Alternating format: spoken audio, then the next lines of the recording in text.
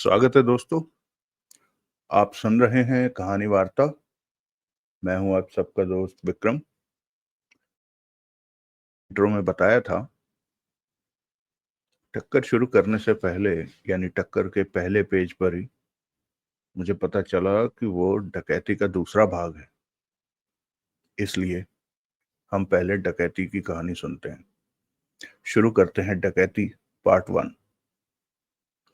देवराज चांद ने सिगरेट सुलगाकर कश लिया और आगे बढ़कर खुली खिड़की के करीब खड़ा होकर बाहर देखने लगा। उसके चेहरे पर गंभीरता और आंखों में सोच के भाव नाच रहे थे। सुबह के 9 बज रहे थे। कुछ देर पहले ही उसने जगमोहन और नगीना के साथ नाश्ता किया था। उसके बाद प्रतिदिन की भांति वह गहरी सोच में डूब गया था। देवराज चौहान को अपने पीछे कदमों की आहट सुनाई दी, परंतु वो उसी प्रकार खड़ा रहा। हिलने या पीछे देखने की उसने जरा भी चेष्टा नहीं की। आप कुछ दिनों से परेशान लग रहे हैं। नगीना का स्वर देवराज चौहान के कानों से टकराया।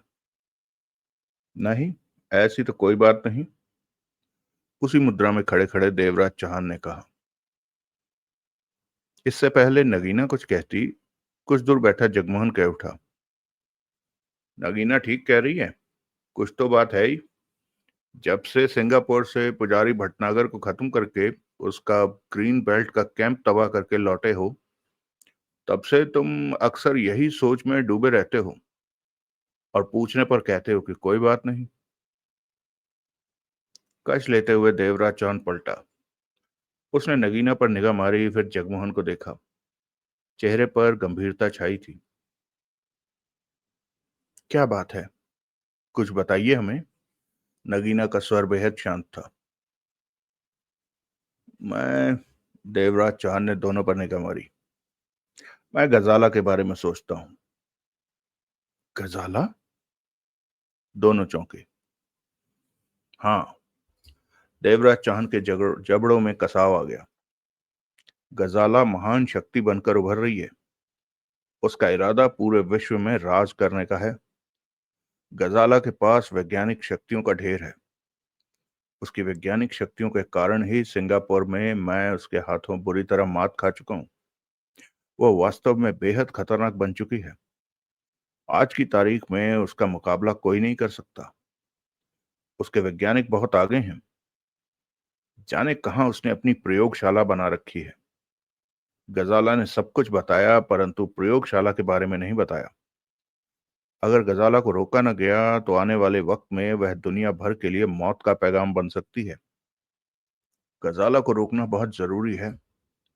वह चाहती तो सिंगापुर में मुझे चींटी की तरह मसल सकती थी, परंतु ना मसल कर उसने मुझे इस बात का एहसास करा दिया कि मैं उसके सामने बहुत छोटा हूं। वो जब चाहे मुझे खत्म कर सकती है, और इसमें कोई शक भी नहीं। आज अपनी वैज्ञानिक शक्तियों के दम पर सब कुछ कर गुजरने का हौसला रखती है गजाला।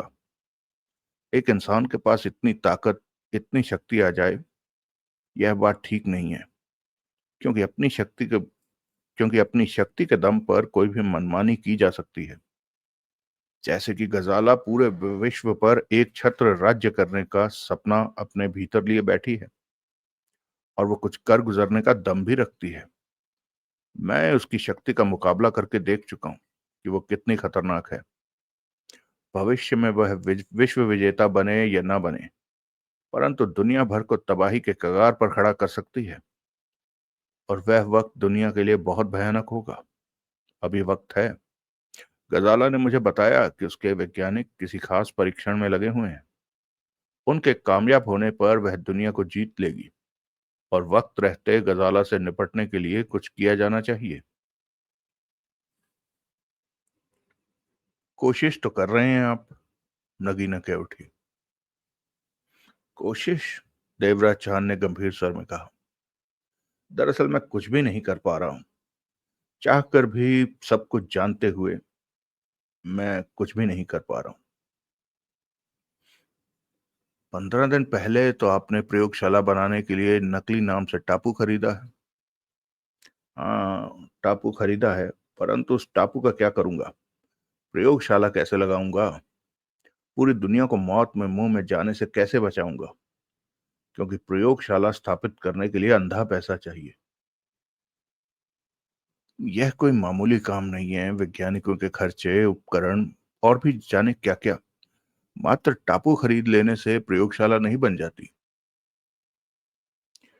पैसे की कमी है आपको? नगीना कह उठी। खुमान सिंह के खजाने की अरबों की लूट की दौलत आपके पास है। उस दौलत के दम पर आप काफी कुछ कर सकते हैं। देवराज चौहान के चेहरे पर अजीब सी मुस्कान आकर बिखर गई। खुमान सिंह की लूट की दौलत जो हम मंगोलिया से लेकर लौटे थे, उसका अधिकतर हिस्सा तो उस टापू को खरीदने में खर्च हो गया। बाकी जो बचा है बहुत कम है। उसमें तो प्रयोगशाला का ढांचा ही खड़ा हो सकता है, इससे ज्यादा कुछ नहीं। देवराज चौहान का स्वर गंभीर होता चला गया। आज के वक्त में मुझे दौलत चाहिए, बहुत ज्यादा दौलत। इतनी कि प्रयोगशाला शुरू हो सके, वहां का हर खर्च पूरा कर सकूं। देवराज चौहान की बात सुनकर नगीना बेहद गंभीर हो गई। तभी जगमोहन कह उठा, तुम जो कह रहे हो, कर रहे हो, मैंने तुम्हें एक बार भी मना नहीं किया। परंतु एक बात मेरी समझ में नहीं आ रही कि तुम्हें गजाला के पीछे पड़ने की जरूरत क्या है। वो महाशक्ति बनकर उभर रही है तो उभरने दो। दुनिया के लिए खतरनाक बन रही है तो बनने दो। विश्व विजेता बनना चाहती है तो बन जाने दो।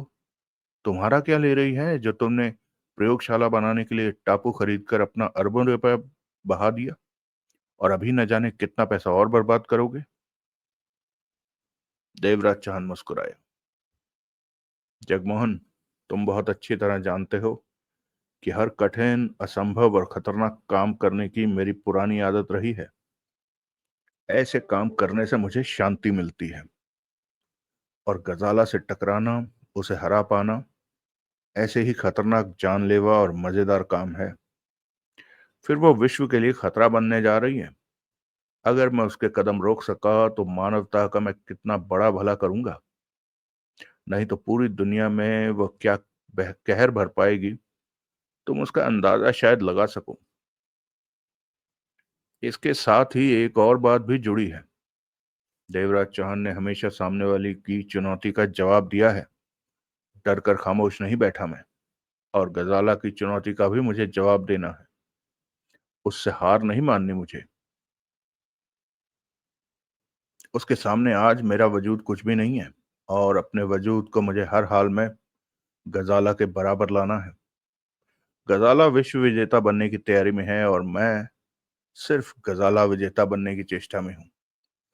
इसके लिए मैं बड़ी से बड़ी दौलत भी जुटा सकता हूं। मुझे गजाला से हारना नहीं है। मैं नहीं चाहता कि जब वह मेरे सामने आए तो मुझे चूहा समझकर हर बार मुझे ये कहकर जिंदा छोड़ दे कि तुम्हें तो मैं कभी भी मसल सकती हूँ।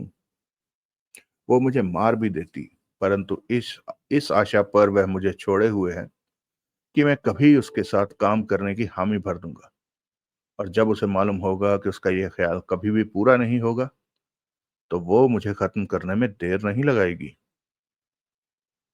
जगमोहन दांतों में होंठ दबाकर काटने लगा। उसे महसूस हो गया कि देवराज चौहान ठीक कह रहा है।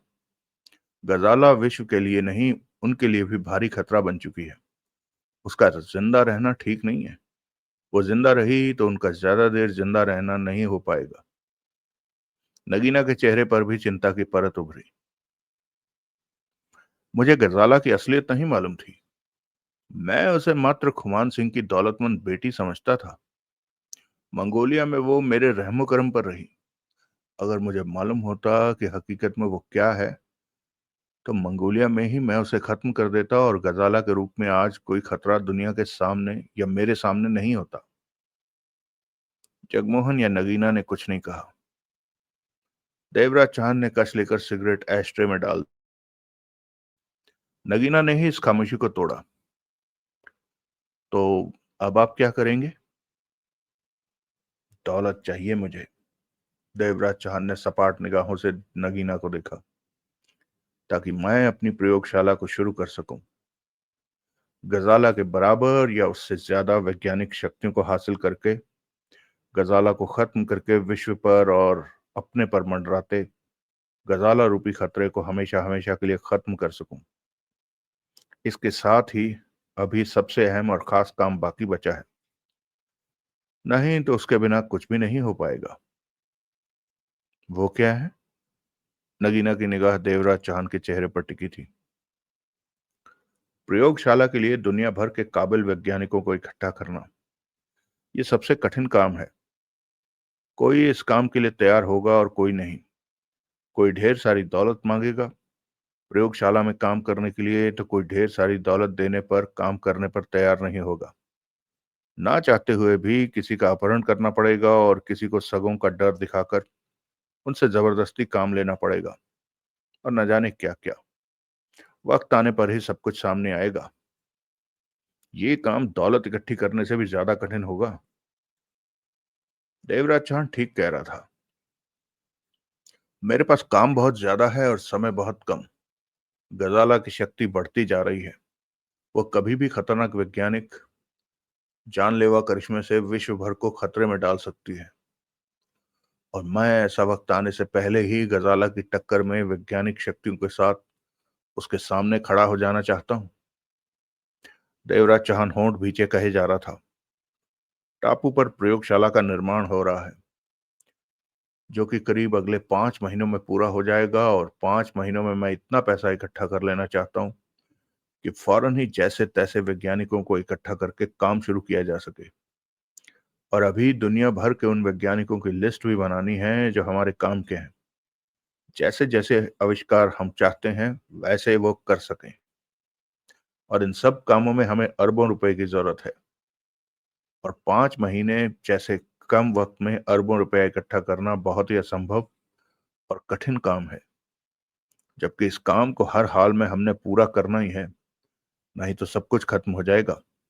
हमारी हर मेहनत बेकार हो जाएगी, क्योंकि इस दौरान गजाला काफी आगे बढ़ चुकी होगी, और जैसी जैसी वैज्ञानिक शक्तियां उसके पास हैं वैसी शक्तियां विश्व में किसी देश के पास भी नहीं है। वो दुनिया भर को नचा कर रख सकती है, बहुत कुछ कर सकती है। जगमोहन और नगीना हालात को बखूबी समझ रहे थे, लेकिन चंद महीनों में अरबों की दौलत हम इकट्ठी कहां से करेंगे? जगमोहन के होंठों से निकला।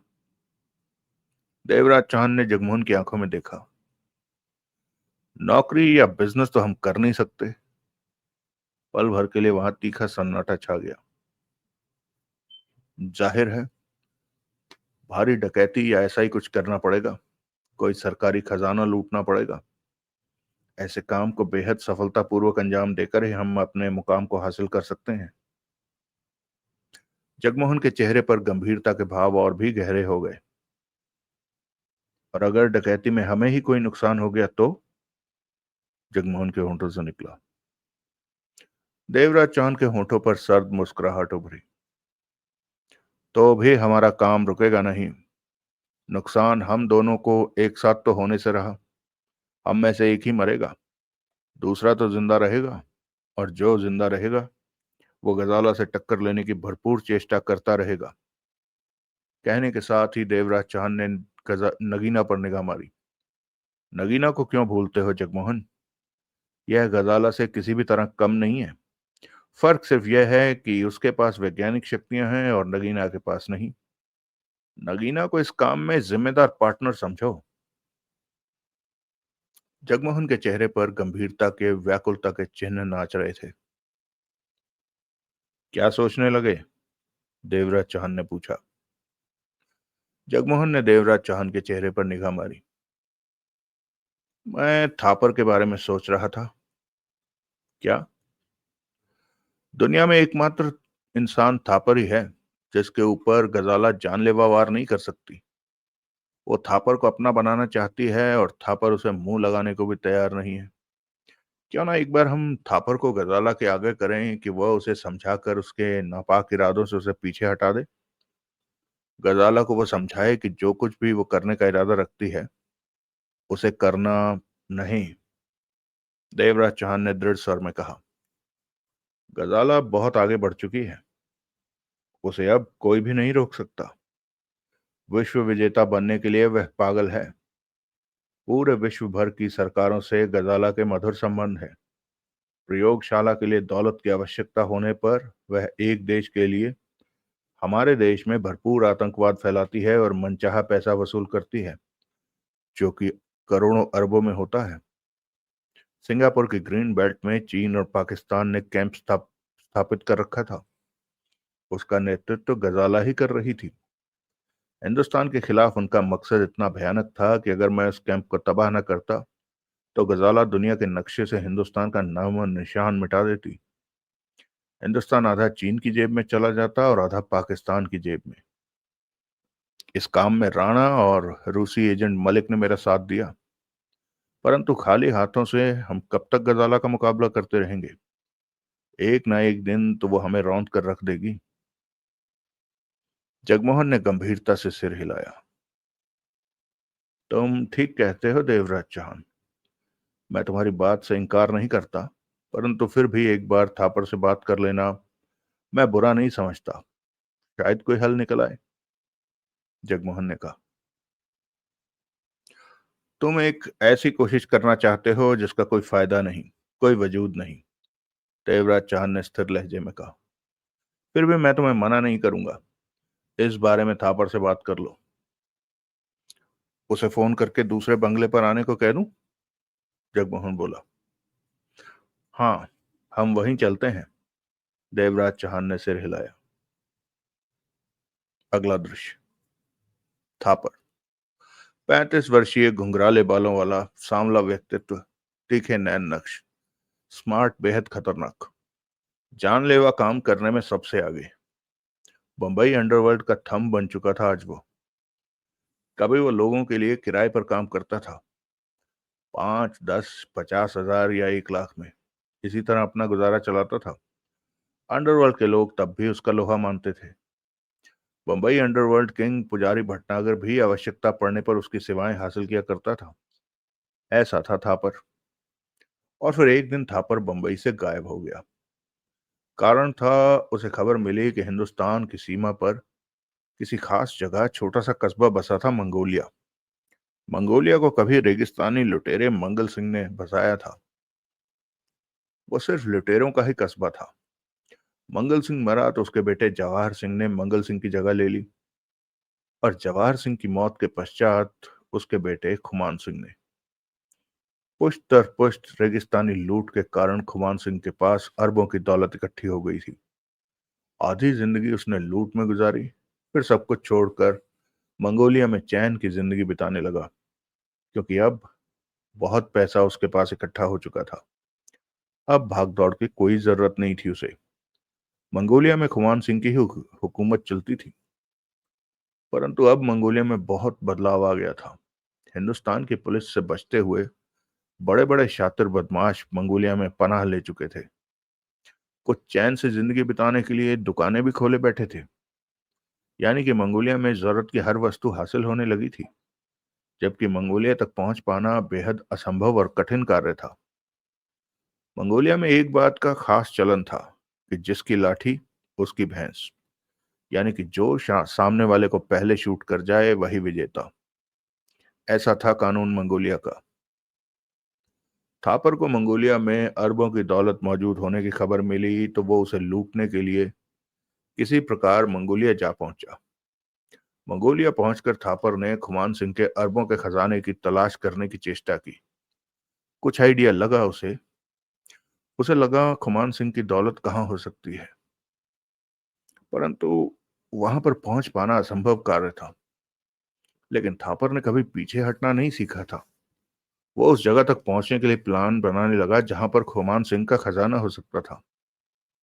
और उस वक्त गजाला से उसका टकराव हो गया, जो कि कभी कभार ही मंगोलिया आती थी।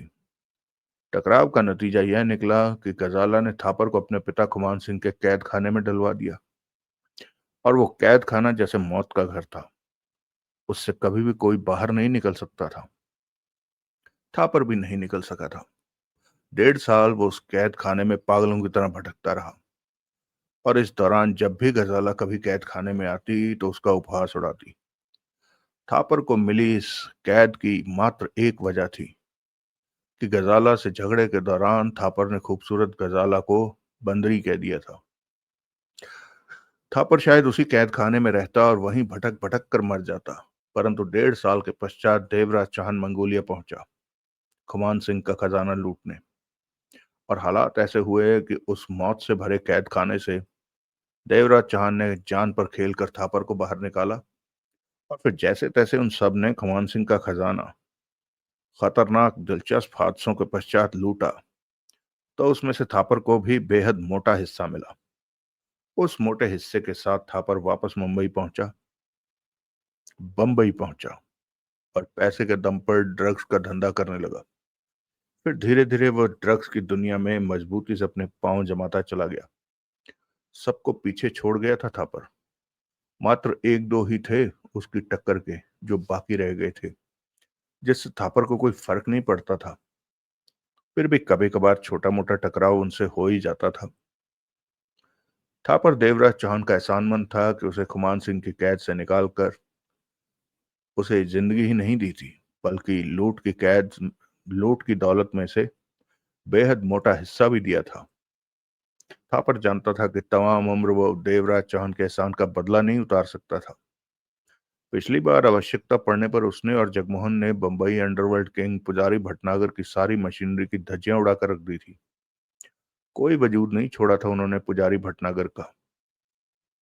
वही थापर इस समय देवराज चौहान के दूसरे बंगले पर मौजूद था, जो कि देवराज चौहान इन्हीं कामों के लिए इस्तेमाल करता था। दूसरे बंगले पर नगीना रहती थी, इसलिए दुश्मनों को वह उस बंगले की खबर नहीं लगने देना चाहता था। जबकि थापर को बंगले का पता था, परंतु वहां पर वो तभी जाता था जबकि बेहद खास बात हो, अन्यथा फोन पर ही बात कर लेता था।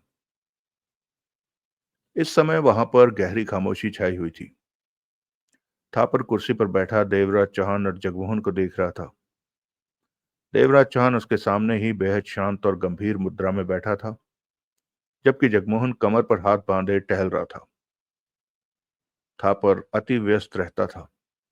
उसके पास मिनट भर की भी फुर्सत नहीं थी कि वह सांस ले पाए। परंतु देवराज चौहान और जगमोहन के लिए तो चौबीसों घंटे सिर के बल हाजिर था। वहां मौजूद चुप्पी को थापर नहीं तोड़ा। क्या बात है, तुम दोनों इतने चुप और गहरी सोच में डूबे हुए हो? सब ठीक तो है? देवराज चौहान ने थापर पर निगाह टिकाई। जगमोहन तुमसे कुछ बात करना चाहता है। मुझसे? हाँ। थापर ने जगमोहन को देखा। जगमोहन ठिठका, फिर करीब आकर कुर्सी पर बैठ गया। चेहरे पर गंभीरता थी। बोलो। मेरी बात ध्यान से सुनना। जगमोहन ने थापर के चेहरे पर निगाह गाड़ दी। थापर जगमोहन को देखता रहा। बात गजाला से ताल्लुक रखती है थापर। गजाला? थापर चौंका। हाँ, तुम तो जानते ही हो कि गजाला किस चक्कर में है, किस फिराक में है वो। हाँ। थापर ने देवराज चौहान पर निगाह डाली। पिछली बार देवराज चौहान ने सिंगापुर पिछली बार देवराज चौहान ने सिंगापुर से लौटने के बाद गजाला के बारे में बताया था कि वो अपनी प्रयोगशाला लगाकर बरसों से वैज्ञानिक शक्तियां प्राप्त करने में जुटी हुई है। ऐसी खतरनाक वैज्ञानिक शक्तियां जो कि पूरे विश्व में किसी देश के पास नहीं है, और उन आविष्कारों के बारे में कोई ताकतवर देश भी कल्पना नहीं कर सकता। और उन्हीं वैज्ञानिक शक्तियों के कारण कोई भी उसका मुकाबला नहीं कर सकता, कोई उससे जीत नहीं सकता। और अपने चंद और आविष्कार पूरे होने के पश्चात गजाला पूरे विश्व की मालकिन बनने का इरादा रखती है, विजेता बनना चाहती है। देवराज चौहान का कहना है कि गजाला इसमें सफल हो जाए तो कोई आश्चर्य नहीं, कहकर थापर ने गंभीर निगाह देवराज चौहान पर टिका दी। देवराज चौहान ने हौले से सिर हिलाया। थापर ने पुनः जगमोहन को देखा। तुमने अभी अपनी बात शुरू नहीं की जगमोहन। थापर, जगमोहन ने धीमे, शांत, स्थिर लहजे में कहा, तुम्हारे गजाला से खास संबंध हैं और ये संबंध मंगोलिया की धरती पर पैदा हुए थे। गजाला का कहना था कि जो भी मर्द उसकी जिंदगी में पहले आएगा वो आखिरी होगा, और तुम उसकी जिंदगी में आए पहले मर्द थे। बेशक तुमने उसके साथ जबरदस्ती क्यों ना की हो। जगमोहन, तब मैं गजाला का घमंड चूर करना चाहता था। थापर ने व्याकुलता से पहलू बदला। अपनी 1.5 साल की यातना से भरी कैद का बदला लेना चाहता था। इसी कारण मैंने उसके साथ जबरदस्ती की, वरना ऐसा करने का और कोई कारण नहीं था। मैं जानता हूं। जगमोहन ने सिर हिलाया। बहरहाल इसी वजह से तुम गजाला की निगाहों में बहुत चढ़ गए, क्योंकि तुम उसकी जिंदगी में आ चुके पहले मर्द थे, चाहे जबरदस्ती ही क्यों ना आए हो। एकमात्र तुम ही हो जिसकी गजाला इज्जत करती है, जिसकी जान वो कभी नहीं लेगी। और अगर तुम कहो तो शायद वो तुम्हारी हर बात माने भी। वो सबके सामने कसम खाकर कह चुकी है कि हर हाल में तुम्हें अपना बनाकर रहेगी, अपनाकर रहेगी। लेकिन मुझे शुरू से ही गजाला में कोई दिलचस्पी नहीं रही, थापर ने गंभीर स्वर में कहा। वो कुछ भी कहती रहे, परवाह नहीं। मेरे को लेकर उसकी सोच कभी भी पूरी नहीं हो सकती। मैं कुछ कहना चाहता हूं थापर। कहो। तुम चाहो तो गजाला को उसकी सोचों से परे हटा सकते हो। वो बहुत बड़ा खतरा बनने जा रही है। तुम उसे समझा बुझाकर रास्ते पर ला सकते हो। जगमोहन ने कहा। तुम्हारा मतलब है कि वो मेरा कहा मान जाएगी? थापर का स्वर कड़वा हो गया था। थापर के शब्दों पर जगमोहन ने सहमति में सिर हिलाया। ये भूल है तुम्हारी। खुद जवाब मत दो। गजाला से बात करो, कोशिश करो, उसे समझाओ, फिर मुझे बताना। थापर ने सिगरेट सुलगाई और कश लेकर इत्मीनान से बोला। परसों गजाला मेरे पास आई थी। देवराज चौहान की निगाह थापर की तरफ उठ गई। जगमोहन ने भी चौंक कर थापर को देखा। गजाला आई थी? हाँ, परसों, थापर ने होंठ भींचकर कहा। तब मैं अपने ऑफिस में फाइलें चेक करने में व्यस्त था और अकेला था। अचानक ऑफिस में बिजली सी चमकी, जैसे कि आसमान में चमकती है। फिर धुएं का छोटा सा गोला नजर आया जो धीरे धीरे बड़ा होने लगा। मैं चौंक कर खड़ा हो गया था। हैरानी परेशानी मेरे सिर पर सवार थी, क्योंकि मुझे कुछ समझ में नहीं आ रहा था कि ये सब क्या है। फिर वो रूई के समान छोटा सा गोला धीरे धीरे बड़ा होने लगा। आदमकद साइज में पहुंचकर उस गोले ने मानव आकृति का रूप लिया। फिर वो मानव आकृति गजाला का रूप धारण करती चली गई। वही खूबसूरती, वही मुस्कान। चूंकि मैंने गजाला का वो वैज्ञानिक रूप पहली बार देखा था, इसलिए काफी देर तक हक्का बक्का सा खड़ा रह गया था।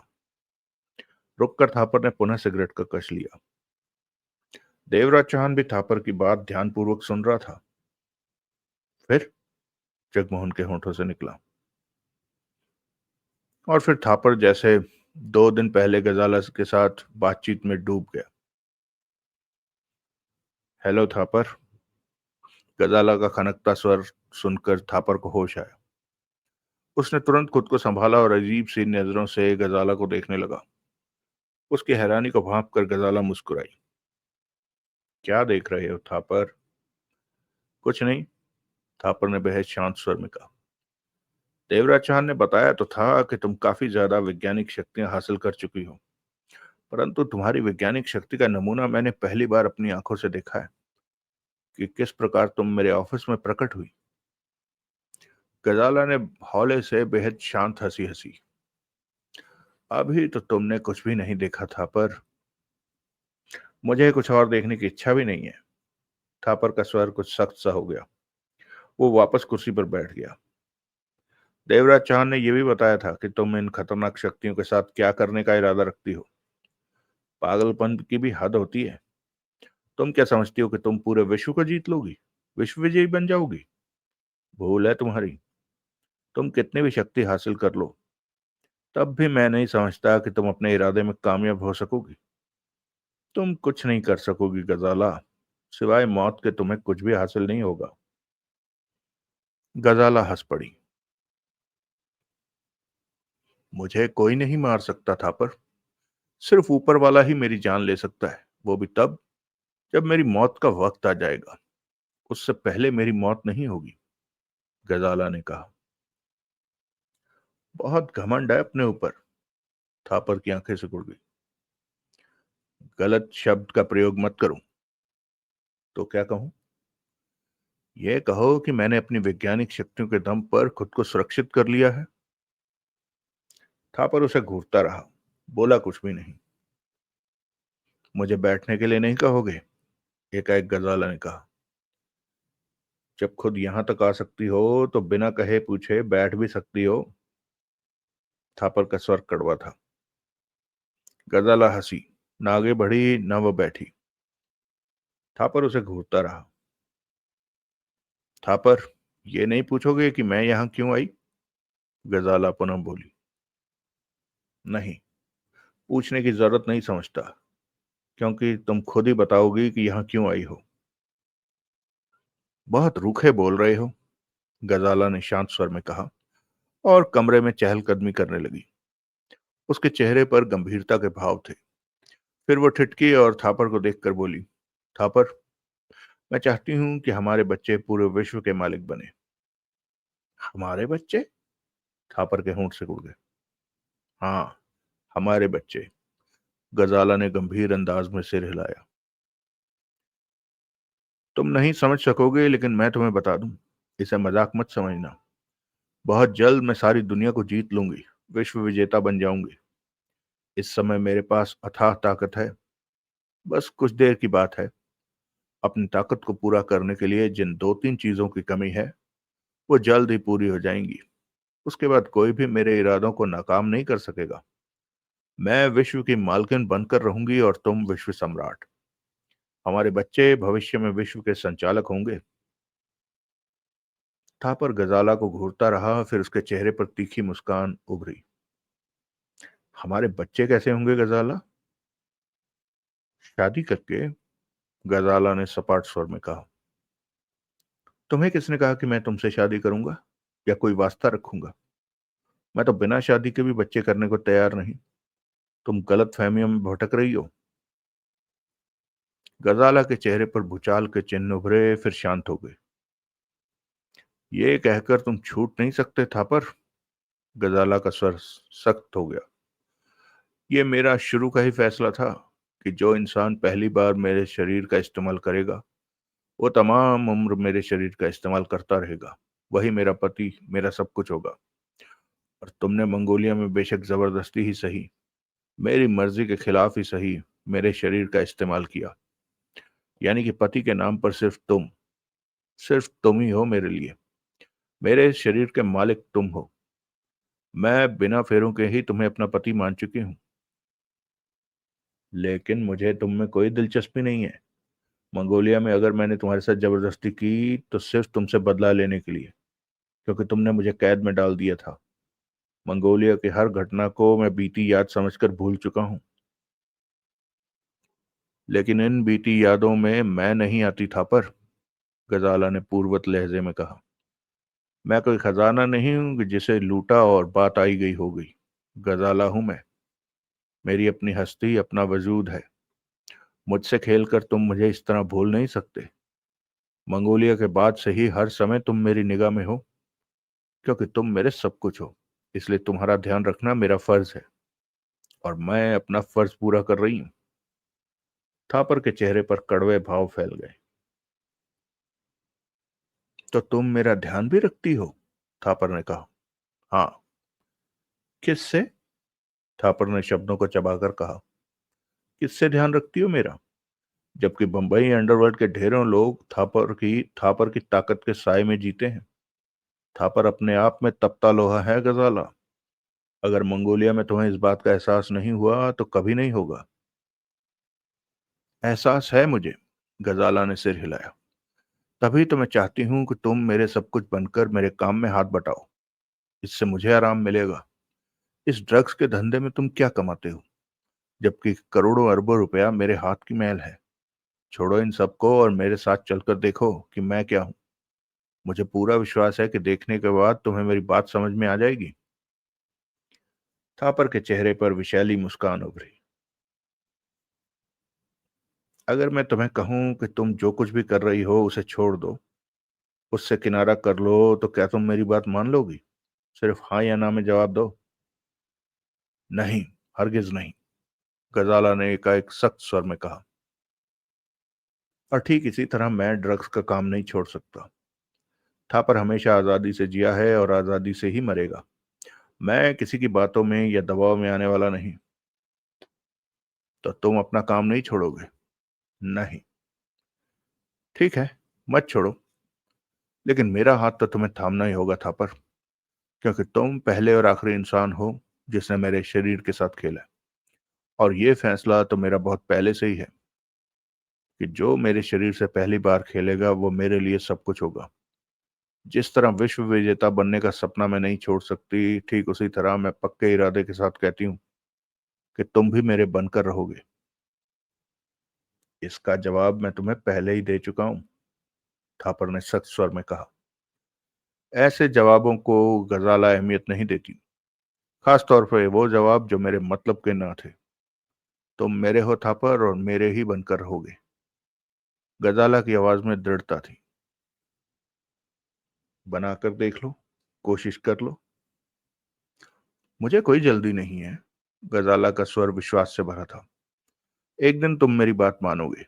जो मैं चाहती हूँ वो सब तुम्हारी रजामंदी से होगा थापर।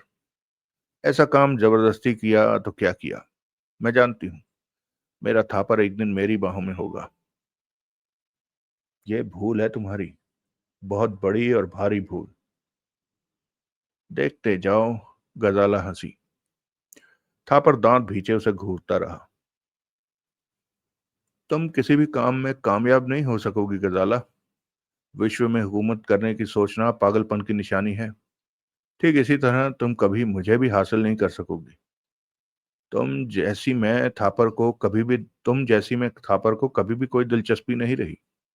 मंगोलिया से लौटने के बाद मैंने कभी तुम्हारे बारे में नहीं सोचा। तुम लाख खूबसूरत सही, दौलतमंद सही, बेशक विश्व को झुकाने की ताकत रखती हो, परंतु थापर को तुम कभी भी प्यार की जिद से हासिल नहीं कर सकती।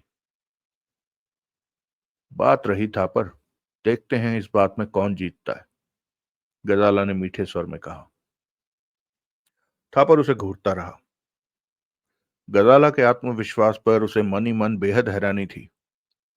अगले ही पल उसने अपने मस्तिष्क से यह विचार निकाल फेंका, जो विश्व विजयी का ख्वाब और दृढ़ इरादा मन में रखे हुए हो, उसमें तो आत्मविश्वास कूट कूट कर भरा होगा। उससे किस बात की आशा नहीं की जा सकती। अच्छा थापर, फिर मिलेंगे। थापर होंठ भींचे उसी मुद्रा में बैठा रहा। कम से कम प्यार से जाने के लिए तो कह दो, गजाला ने मीठे स्वर में कहा। परंतु थापर की मुद्रा में कोई फर्क न आया। गजाला हंसी, फिर उसने अपनी पैंट पर बेल्ट से बांध रखे चंद स्विचों के छोटे से बोर्ड पर लगे एक बटन को दबाया और प्यार से कह उठी, बाय थापर। और फिर थापर के देखते ही देखते जैसे वह प्रकट हुई थी उसी प्रकार लुप्त हो गई। इतना बताने के पश्चात थापर ने देवराज चौहान और जगमोहन को देखा। अब तुम ही बताओ जगमोहन, थापर ने गहरी सांस लेकर कहा। इन बातों से अंदाजा लगाओ कि क्या गजाला मेरी ऐसी कोई बात मानेगी। ये सब जानने के बाद तुम क्या कहते हो। जगमोहन खामोश रहा। जवाब दो। अगर तुम्हारे मन में कुछ है तो उसे निकालो, ताकि मैं तुम्हारी तसल्ली कर सकूं। थापर की बात सुनकर बरबस ही जगमोहन के होंठों पर मुस्कान रेंग गई। अब मैं क्या कहूं, तुमने तो सवाल के साथ जवाब भी दे दिया। सच्चा जवाब है ये। थापर की आवाज में सख्ती आ गई। गजाला पागल हुई पड़ी है विश्व विजेता बनने के लिए, जबकि मैं नहीं समझता कि वो अपना मनचाहा पूरा कर पाएगी। क्यों? एकाएक देवराज चौहान बोल पड़ा। क्योंकि ये एक बहुत बड़ा और खतरनाक मामला है। बेशक गजाला बहुत बड़ी शक्ति बन चुकी है, और भी बड़ी बन जाएगी, परंतु दुनिया बहुत बड़ी है। सारी दुनिया को अपने इशारे पर चलाना इतना आसान नहीं है। असंभव बात है ये, थापर ने विश्वास भरे स्वर में कहा। देवराज चौहान के चेहरे पर कठोरता उभरी। थापर, ट्रेन कितनी लंबी होती है, परंतु उसे एक छोटा सा इंजन अपने इशारों पर चलाता है, क्योंकि वो उन डिब्बों का इंजन बन चुका है। जहां वो जाएगा डिब्बे उसके पीछे होंगे। ठीक उसी प्रकार जब गजाला अपनी भरपूर वैज्ञानिक शक्तियों के साथ सामने आएगी, तो कोई उसका कुछ नहीं बिगाड़ सकेगा। वो इंजन बनेगी, बाकी सब डब्बे। गजाला अगर कोई बात इतने दमखम के साथ कह रही है, तो जाहिर है किसी दम पर ही कह रही होगी, यूं ही नहीं। थापर ने पहलू बदला। देवराज चौहान उसे देखता रहा। तो इसका मतलब तुम गजाला के बढ़ते कदमों को नहीं रोक सकते? जगमोहन कह उठा। नहीं, मैं गजाला के बढ़ते कदमों को नहीं रोक सकता।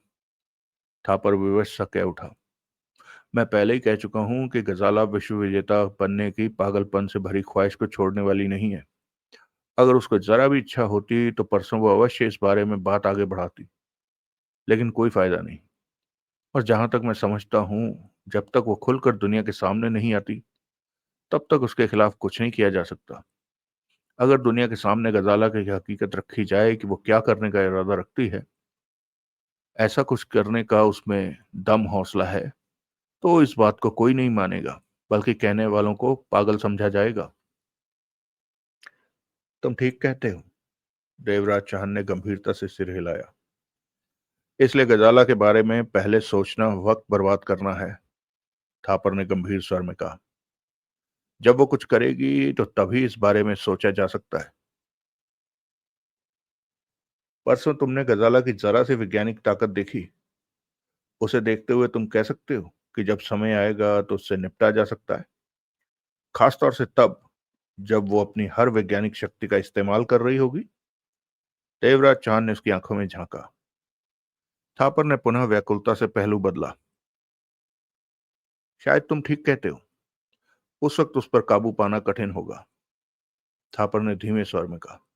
परंतु उससे पहले भी क्या किया जा सकता है?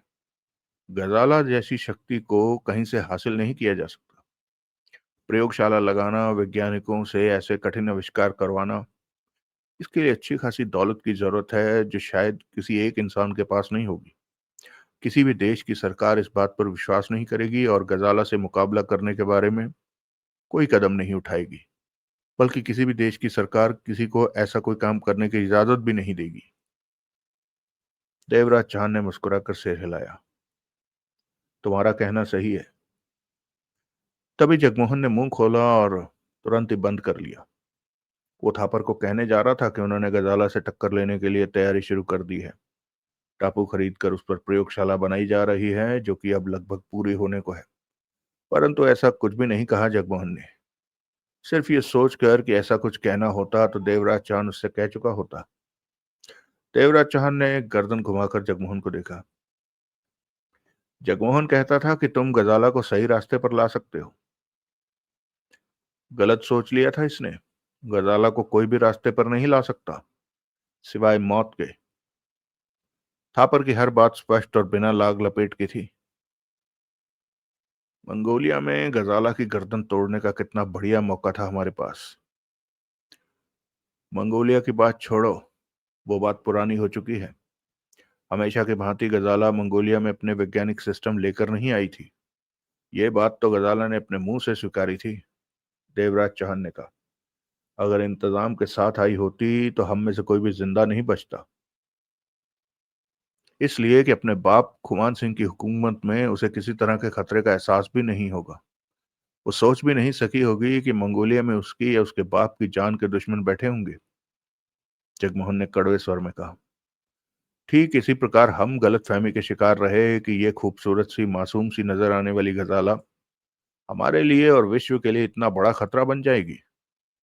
मालूम होता तो। छोड़ो इन बातों को।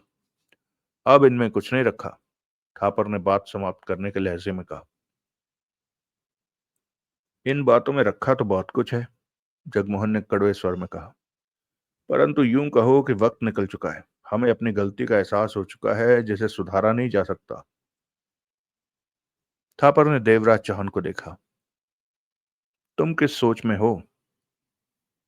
देवराज चौहान ने थापर को देखा, फिर सिगरेट सुलगाकर कश लिया। इस समय मैं सिर्फ दौलत के बारे में सोच रहा हूं। मुझे दौलत चाहिए। थापर ने अजीब सी निगाहों से देवराज चौहान को देखा। खुमान सिंह की अरबों की दौलत?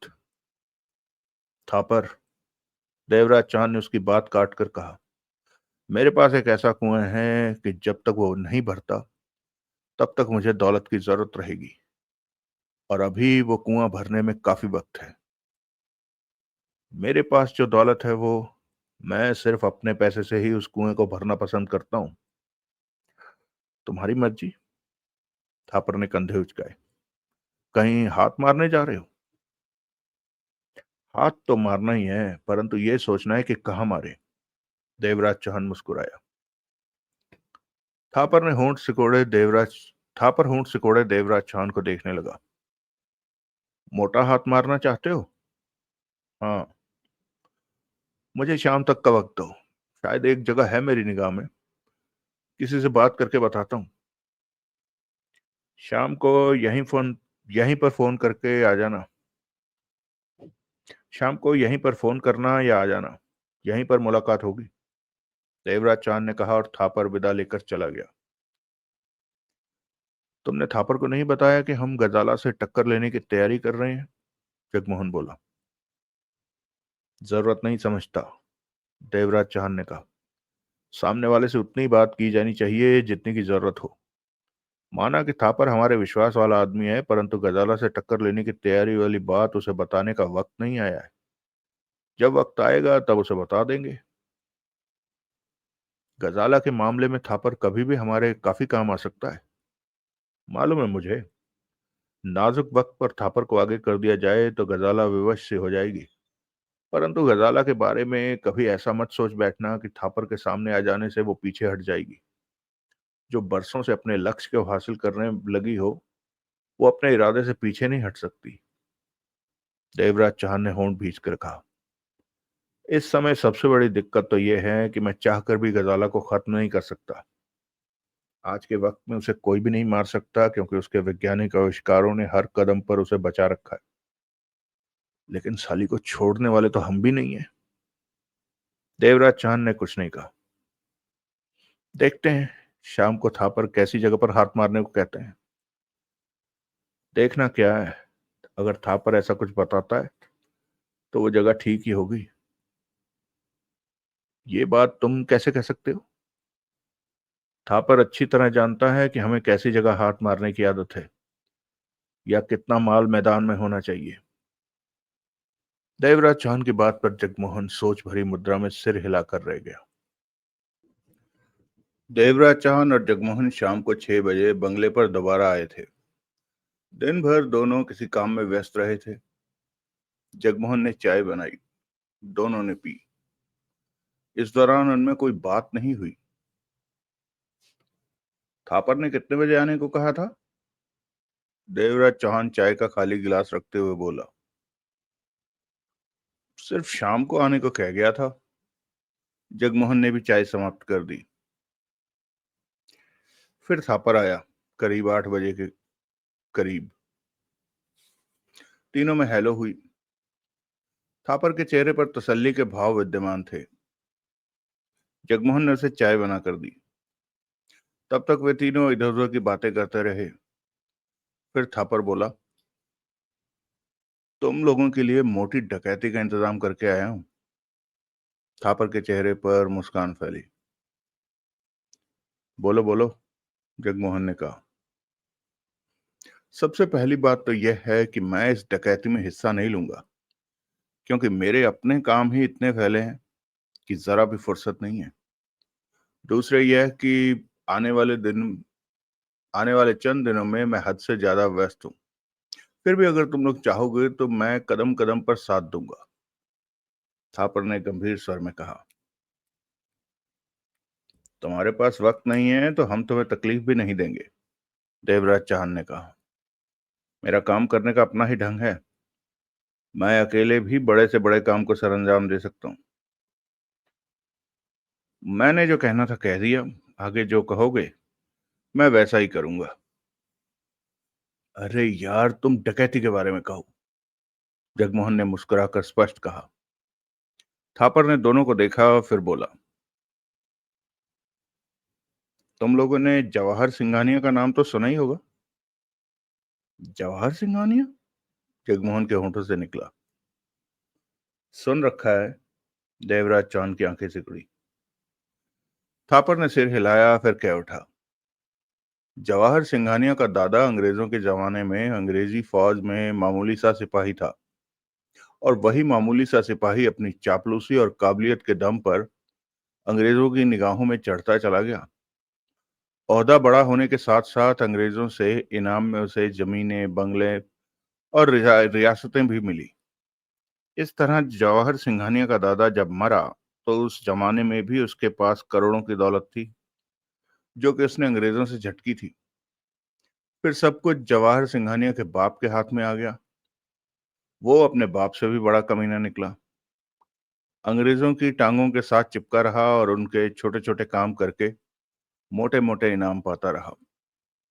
जब हिंदुस्तान आजाद होने को आया तो अंग्रेजों ने हिंदुस्तान को खोखला करने के इरादे से सोने की चिड़िया भारत के पंख काटने के ख्याल से हिंदुस्तान के बेशकीमती हीरे जवाहरातों को अपने साथ ले जाने के लिए उन्हें इकट्ठा करना शुरू कर दिया।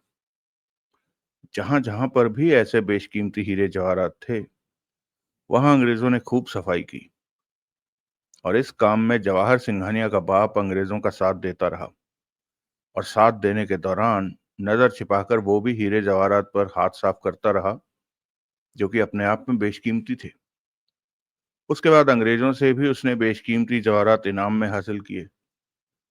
इस प्रकार वो करोड़ों से अरबों का मालिक बन गया। देश आजाद होते ही अंग्रेजों ने हिंदुस्तान से विदा ली और इधर जवाहर सिंघानिया का बाप अपनी दौलत के दम पर बड़ी बड़ी मिलों और इंडस्ट्रीज का मालिक बन गया। जो दौलत उसके पास थी वो बढ़ती चली गई। फिर उसका बेटा जवाहर सिंघानिया बड़ा हुआ तो बाप के मरते ही सब कुछ उसके हाथ में आ गया। अपने बाप दादा की कसर निकाल दी उसने। बाप दादा ने पैसा इकट्ठा किया, बढ़ाया, मेहनत की, परंतु जवाहर सिंघानिया ने उसे दिल खोल कर उड़ाया। जवाहर सिंघानिया के करीबी लोगों ने सिंघानिया की दौलत से अपनी जिंदगी संवार ली और सिंघानिया नीचे आता गया। दौलत खत्म होती चली गई। बच्चा कोई नहीं हुआ। उसके लिए उसने 3 शादियां की पर बिना औलाद के ही रह गया। इस बात का भी सिंघानिया को दुख है। अब सिंघानिया की हालत यह है कि उजाड़ने के लिए पैसा उसके पास खत्म हो चुका है। थापर ने ठिठक कर दोनों को देखा। देवराज चौहान और जगमोहन की निगाह थापर पर ही टिकी हुई थी। और अब जवाहर सिंघानिया के पास अपने बाप दादा के वो हीरे जवाहरात ही बचे हैं, जिन्हें अंग्रेजों के जमाने में उन्होंने हथियाया था। तब वो करोड़ों के थे और अब तो अरबों के हैं। और ये पक्की खबर है कि सिंघानिया उन हीरे जवाहरातों को बेचने जा रहा है और खुली नीलामी लगाने जा रहा है। वो सारे हीरे जवाहरात तो जवाहर सिंघानिया के बाप ने सरकार से इजाजत लेकर अपनी मिल्कियत बना लिए थे, इसलिए उन्हें बेचने और खरीदने में कोई रोक टोक नहीं है। थापर ने पहलू बदला। इसके लिए सिंघानिया ने विदेशों के अमीरों को भी हीरे जवाहरातों की खरीद फरोख्त के लिए निमंत्रण भेज दिया है और हिंदुस्तान के अमीरों को भी। इनकी नीलामी जल्द होने जा रही है। थापर की आवाज के साथ ही 2 पल की चुप्पी छा गई। तुम्हें ये सब बातें कहां से मालूम हुई? जवाहर सिंघानिया का चीफ कमांडो है राजन सकोलिया। बेहद खतरनाक, निर्मम, लोग दहशत मानते हैं उसकी। उसी का एक कमांडो मेरी बहुत पुरानी वाकफियत का है। कभी वो मेरे साथ छोटे मोटे काम किया करता था। उसी से इस शर्त पर ये बातें मालूम हुई हैं कि मैं आगे किसी से बात नहीं करूंगा। ये बातें बीच की हैं, आम नहीं है। वैसे हर कोई सिंघानिया को आज भी पहले की ही तरह खानदानी रईस समझता है। हीरे जवाहरात की नीलामी के लिए उसने ये बात उड़ा दी है कि उसका आगे पीछे कोई भी नहीं है। इस तरह ढेर सारी अरबों की दौलत को छोड़कर मरना ठीक नहीं है। वो इस पैसे को धर्म कर्म के नाम पर लगाना चाहता है। बाद में ये बात पूछने की किसके पास फुर्सत है कि धर्म कर्म के नाम पर उसने क्या किया। अरबों के हीरे जवाहरात बेचकर अगर वो 1-2 करोड़ से 4-5 मंदिर बनवा भी देता है तो उससे कोई फर्क नहीं पड़ता। सही कह रहे हो तुम, जगमोहन ने कहा। अब वो हीरे जवाहरात कहां पर मौजूद हैं? देवराज चौहान बोला। मालूम नहीं। थापर ने सिर हिलाया। मालूम नहीं? देवराज चौहान के माथे पर बल पड़ गए। हाँ, जवाहर सिंघानिया ने हीरे जवाहरात कहाँ रखे हैं ये बात कोई भी नहीं जानता। उसने ये बात कभी भी खुलने नहीं दी। अब वो इन हीरे जवाहरातों को नीलाम करने की तैयारी में है। क्या क्या तैयारियां की हैं, ये उस कमांडो को भी नहीं पता, परंतु वो नीलामी अपने भव्य महल में करवाएगा। महल में? देवराज चौहान चौंका। हाँ, महल में, जो कि किले से कम नहीं है। उसका ये महल जैसलमेर में है, और वहां पर सिंघानिया ने नीलामी के लिए तैयारियां भी शुरू कर दी हैं। जवाहर सिंघानिया अपने आप में हस्ती रखता है। सिक्योरिटी की उसे जरा भी परवाह नहीं है। चीफ कमांडो राजन सकोलिया बहुत बढ़िया ढंग से सारी सिक्योरिटी का इंतजाम कर लेगा। उसके अलावा सिंघानिया भारत सरकार से भी सिक्योरिटी हासिल करेगा। यानी कि अगर कोई सोचे जैसलमेर स्थित उसके भव्य महल से हीरे जवाहरातों को ले उड़ेगा, तो ये उसकी भूल है। देवराज चौहान, ये काम इतना आसान नहीं है जितना कि तुम सोच रहे हो। देवराज चौहान ने गंभीरता से सिर हिलाया। तुम्हारा वो कमांडो दोस्त इस मामले में हमारी कितनी सहायता कर सकता है? जरा भी नहीं। सहायता तो दूर, वो तुम लोगों के सामने भी नहीं आएगा, अपना नाम भी नहीं बताएगा। सोचने की मुद्रा में देवराज चौहान के होंठ सिकुड़ गए। वो हीरे जवाहरात पहले से ही उस महल में हैं या कहीं से वहां लाए जाएंगे? इस बात का जवाब भी मेरे पास नहीं है, थापर ने गंभीर स्वर में कहा। परंतु इतना अवश्य मालूम है कि 2-3 दिन में वो अरबों के हीरे जवाहरात नीलामी के लिए महल में सजा दिए जाएंगे, जबकि नीलामी की तारीख उससे भी 2 दिन के बाद की है। और पहले 2 खाली दिनों में हीरे जवाहरातों को वहां सजाकर ये चेक किया जाएगा कि किस तरह से सिक्योरिटी कमजोर है, कहीं उसके लूटे जाने की संभावना तो नहीं है। और इस दौरान वहां पर इतना सख्त पहरा होगा कि हवा का भी जैसे भीतर प्रवेश कर पाना मुमकिन नहीं होगा। देवराज चौहान के होंठ सिकुड़ गए। मतलब कि अगले 2 दिनों तक अरबों के हीरे जवाहरात सिंघानिया के जैसलमेर स्थित महल में नीलामी की पोजीशन में सजा दिए जाएंगे, और वैसे ही सिक्योरिटी वहां पर चालू हो जाएगी, जबकि नीलामी 2 दिन के बाद शुरू होगी। देवराज चौहान ने थापर की आंखों में झांक कर एक एक शब्द चबाकर कहा, हाँ, और 2 दिनों में वहां पर यह चेक किया जाएगा कि सिक्योरिटी की तरफ से कोई कोना कमजोर तो नहीं है। देवराज चौहान के सिकड़े होंठ भिज गए। चेहरे पर सोचों का बवंडर आ गया। और कुछ? थापर ने पूछा। नहीं। देवराज चौहान ने सोच भरी निगाहों से उसे देखा। इस काम में मेरी जरूरत है? नहीं। तुम अपने काम में व्यस्त रहो, मैं देखूंगा कि मुझे क्या करना है। देवराज चौहान के होंठों पर हल्की सी मुस्कान उभरी। कुछ ना कुछ तो करना ही पड़ेगा। देवराज चौहान। थापर उठ खड़ा हुआ। उसके चेहरे पर गंभीरता थी। मैं एक बार फिर तुम्हें कह रहा हूं कि यह काम बहुत खतरनाक है। सफलता के चांसेस बहुत कम है। वहां पर सिक्योरिटी। थापर। देवराज चौहान ने हाथ उठाकर कहा, यह सब देखना सोचना अब मेरा काम है। देवराज चौहान का जवाब सुनकर थापर एकाएक मुस्कुरा पड़ा। उसे अपनी भूल का एहसास हुआ कि किसे समझा रहा है। देवराज चौहान को, जो कि अपनी जिंदगी में डकैती मास्टर रहा है, जिसकी डाली हुई हर डकैती हर सिक्योरिटी को तोड़कर हमेशा सफल हुई है। थापर विदा लेकर चला गया। जगमोहन की सोच भरी निगाह देवराज चौहान पर जा टिकी। क्या सोचा? जगमोहन को देखकर देवराज चौहान मुस्कुराया। इसमें सोचने को है ही क्या? मतलब कि सिंघानिया के महल में डकैती होगी? जगमोहन की आंखों में चमक उभरी। हर हाल में होगी। देवराज चौहान की आवाज में दृढ़ता आ गई। अरबों का मामला है और हमें अपनी प्रयोगशाला के लिए गजाला से टक्कर लेने के लिए अथाह दौलत की सख्त जरूरत है जगमोहन। जगमोहन के होंठों से गहरी सांस निकल गई।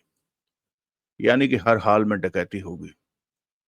सफल हुआ तो हासिल अरबों की दौलत प्रयोगशाला पर लग जाएगी।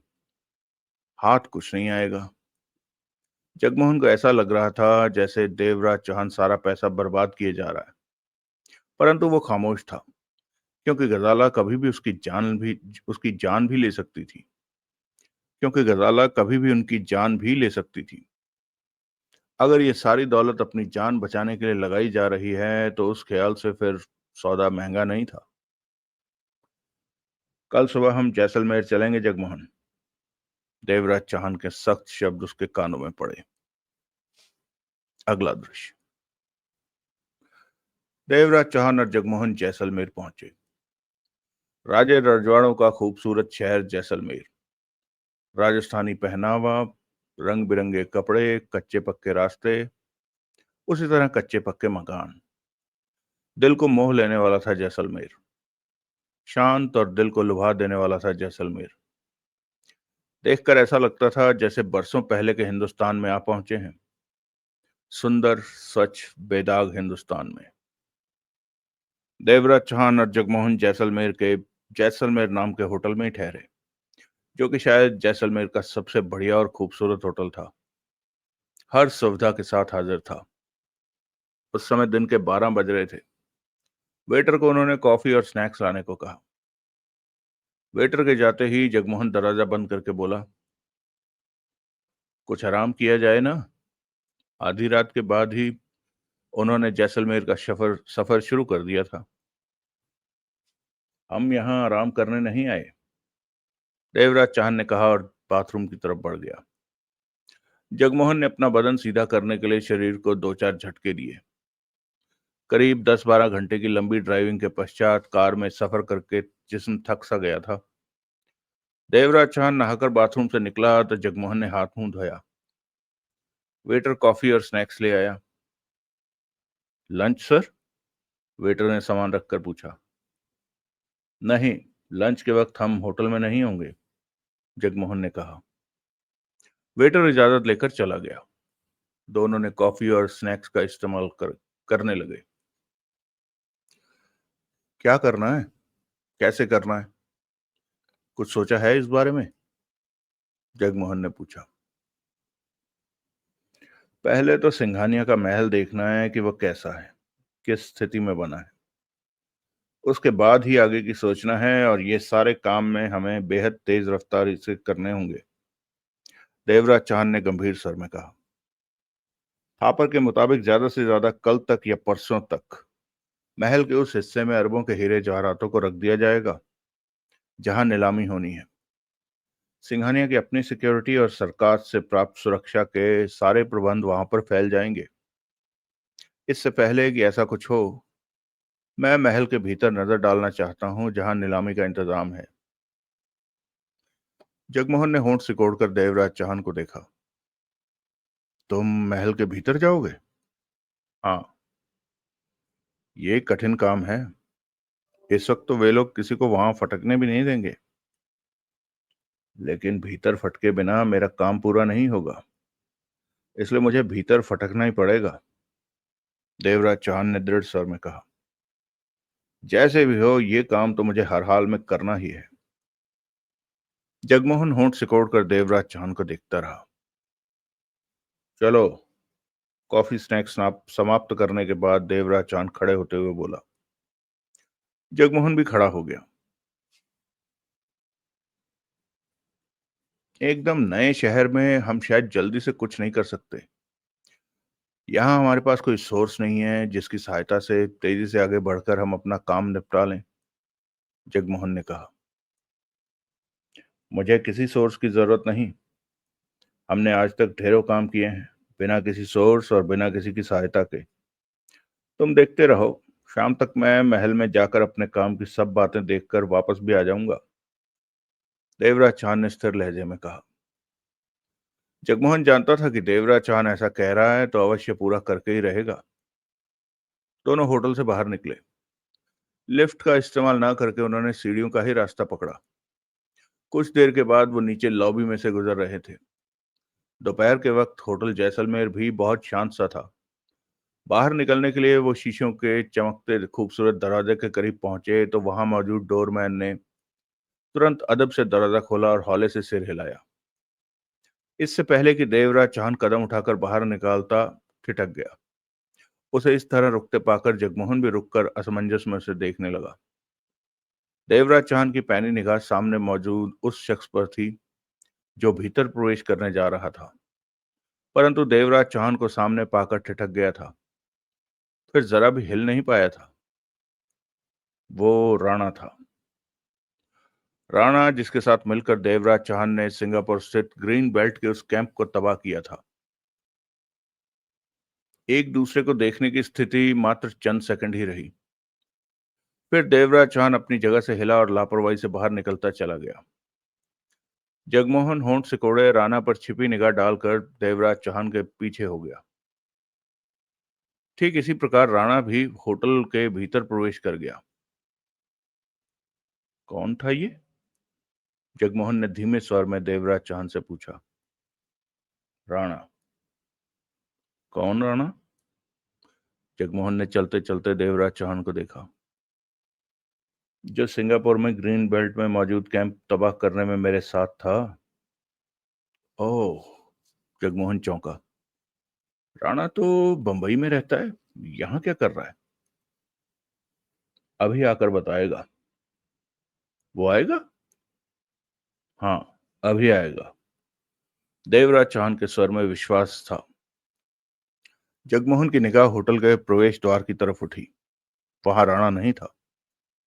दोनों कार के पास पहुंचे।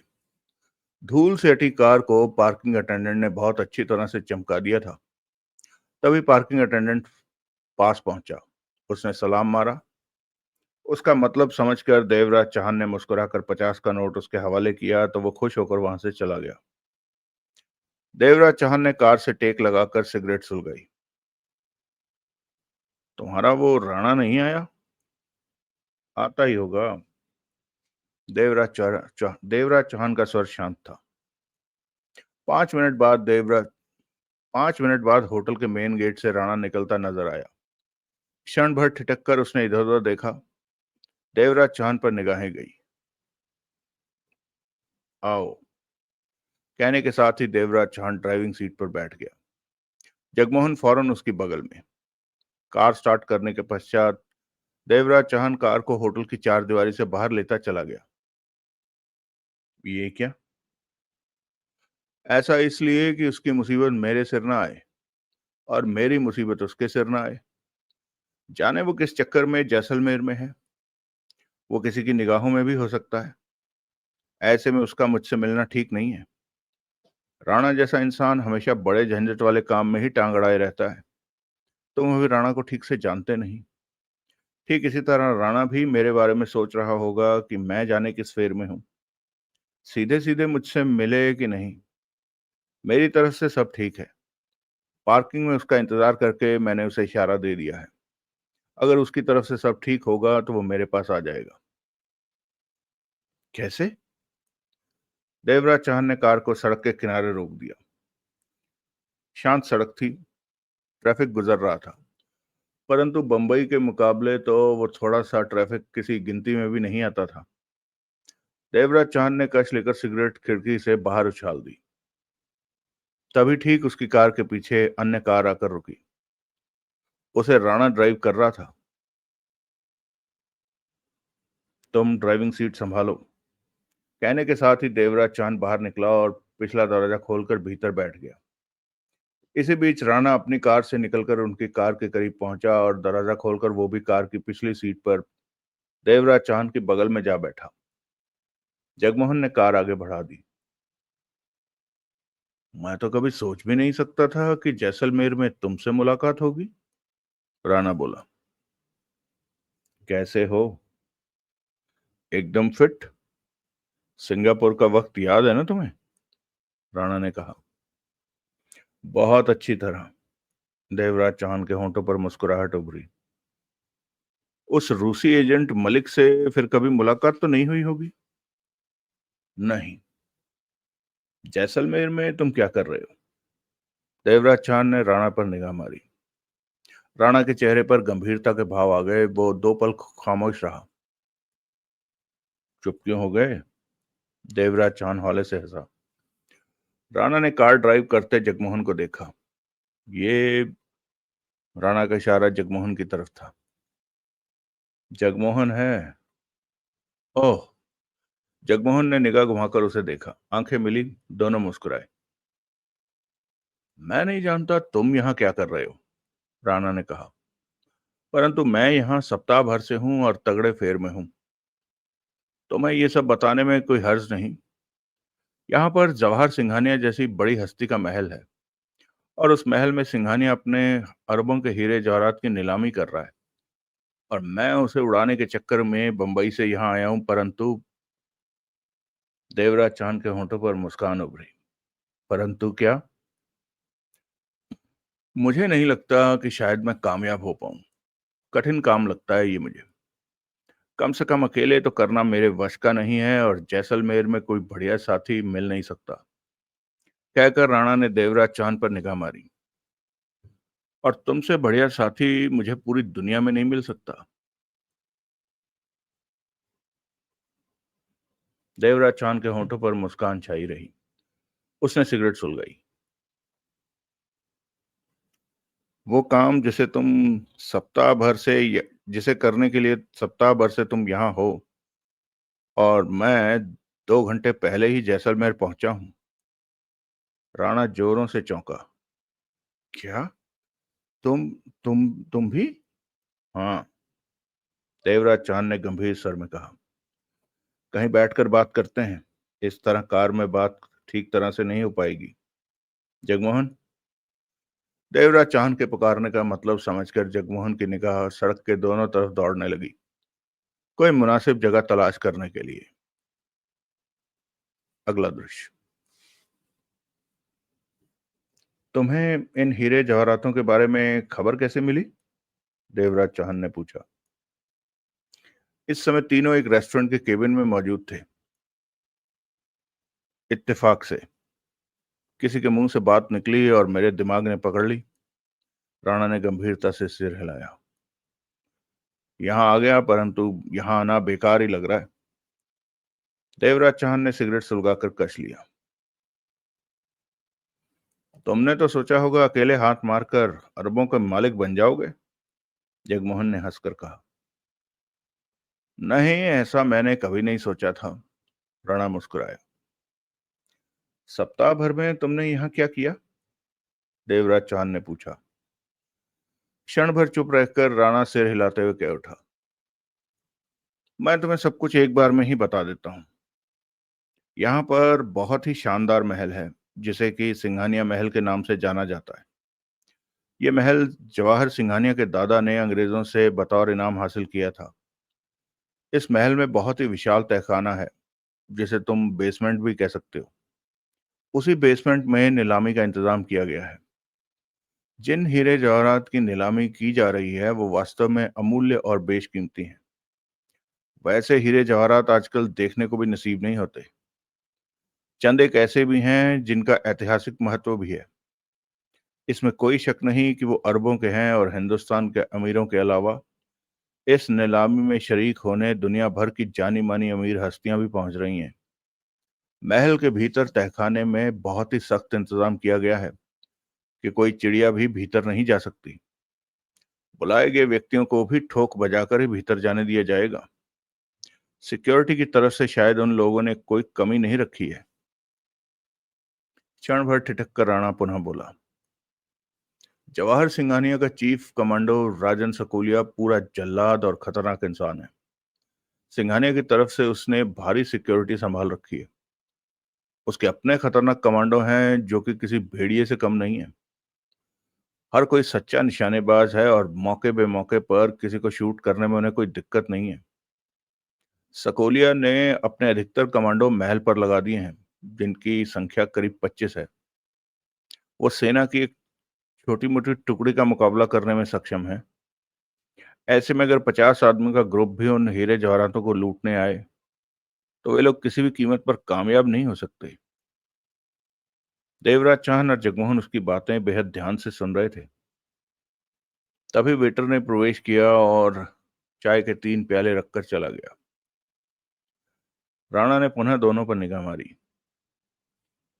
इसके अलावा सिंघानिया के कहने पर सरकार की तरफ से भी हीरे जवाहरातों को सुरक्षा प्रदान की जा रही है। कम से कम जैसलमेर की आधी से ज्यादा पुलिस महल में हीरे जवाहरात आ जाने पर वहां डेरा जमा लेगी और तब तक जमाई रहेगी जब तक कि नीलामी समाप्त नहीं हो जाती। और मालूम हुआ है कि सरकार सेंटर से भी इस काम के लिए एक दो बड़ों को भेज रही है। राणा का स्वर गंभीर था। यानी कि कुल मिलाकर हीरे जवाहरात महल में पहुंचने पर वहां की स्थिति ऐसी होगी कि उन्हें उड़ा पाने की सोचना भी पागलपन की ही निशानी होगी। मुझे नहीं लगता कि यह काम संभव हो पाएगा। देवराज चौहान ने प्याला अपनी तरफ सरकाकर चाय का घूंट भरा।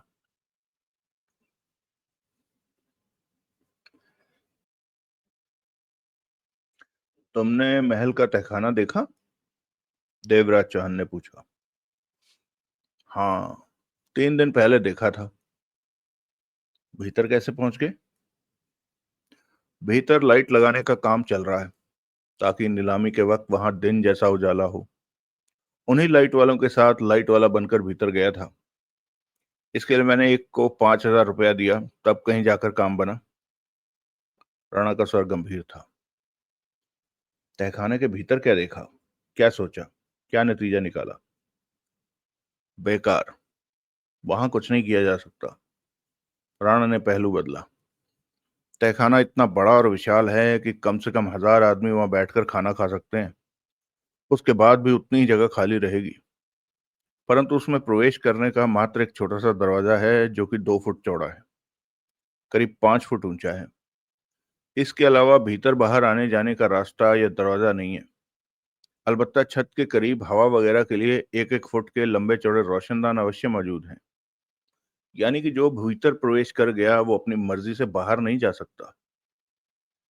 कितनों को रास्ते से हटाकर कोई भीतर प्रवेश करेगा और फिर भीतर जाकर वापस तो आना नहीं है। हीरे जवाहरात समेटने में भी वक्त लगेगा। तब तक बाहर इस एकमात्र दरवाजे पर और आ जाएंगे, मतलब कि बुरी तरह फंसे। वो हमें निशाने पर लें तो भी फंसे, दरवाजा बंद कर दें तो भी फंसे। हीरों के साथ तो छोड़ो, तब तो वहां से जिंदा निकलना भी संभव नहीं। पुलिस होती तो एक बार की फिर भी गिरफ्तार करने की ही चेष्टा करेगी, परंतु राजन सिकोलिया या उसके कमांडोज तो सीधे सीधे शूट करना ही पसंद करेंगे। ऐसे में तुम ही बताओ देवराज चौहान, क्या उन हीरे जवाहरातों की डकैती की जा सकती है? कम से कम मेरे ख्याल में तो नहीं की जा सकती। देवराज चौहान ने कुछ नहीं कहा, चाय के घूंट भरता रहा। तुम तो बहुत ही खतरनाक इंतजाम बता रहे हो। महल का तहखाना ना हो गया, चूहेदान हो गया। जगमोहन ने होंठ भींचकर कहा। उस साले सिंघानिया को किसने सलाह दी थी कि वहां पर नीलामी का बंदोबस्त करे? राणा के होंठों पर मुस्कान उभरी, फिर लुप्त हो गई। कई पलों की खामोशी के पश्चात देवराज चौहान ने मुंह खोला। वो हीरे जवाहरात महल में कब पहुंच रहे हैं? इस बारे में मुझे खबर नहीं है। मालूम नहीं किया? किया, कोशिश की मालूम करने की। राणा ने सिर हिलाकर कहा। ये सोचकर कि जब हीरे जवाहरात महल की तरफ बढ़ रहे हों तो तब उन पर हाथ मारा जा सकता है, परंतु कोई भी जानकारी हासिल नहीं हो सकी। स्पष्ट है कि सिंघानिया इस बारे में बहुत ज्यादा सावधानी बरत रहा है। शायद वो भी महसूस कर रहा होगा कि अरबों के जेवरात को लूटने के लिए कोई भी जान की बाजी लगा सकता है।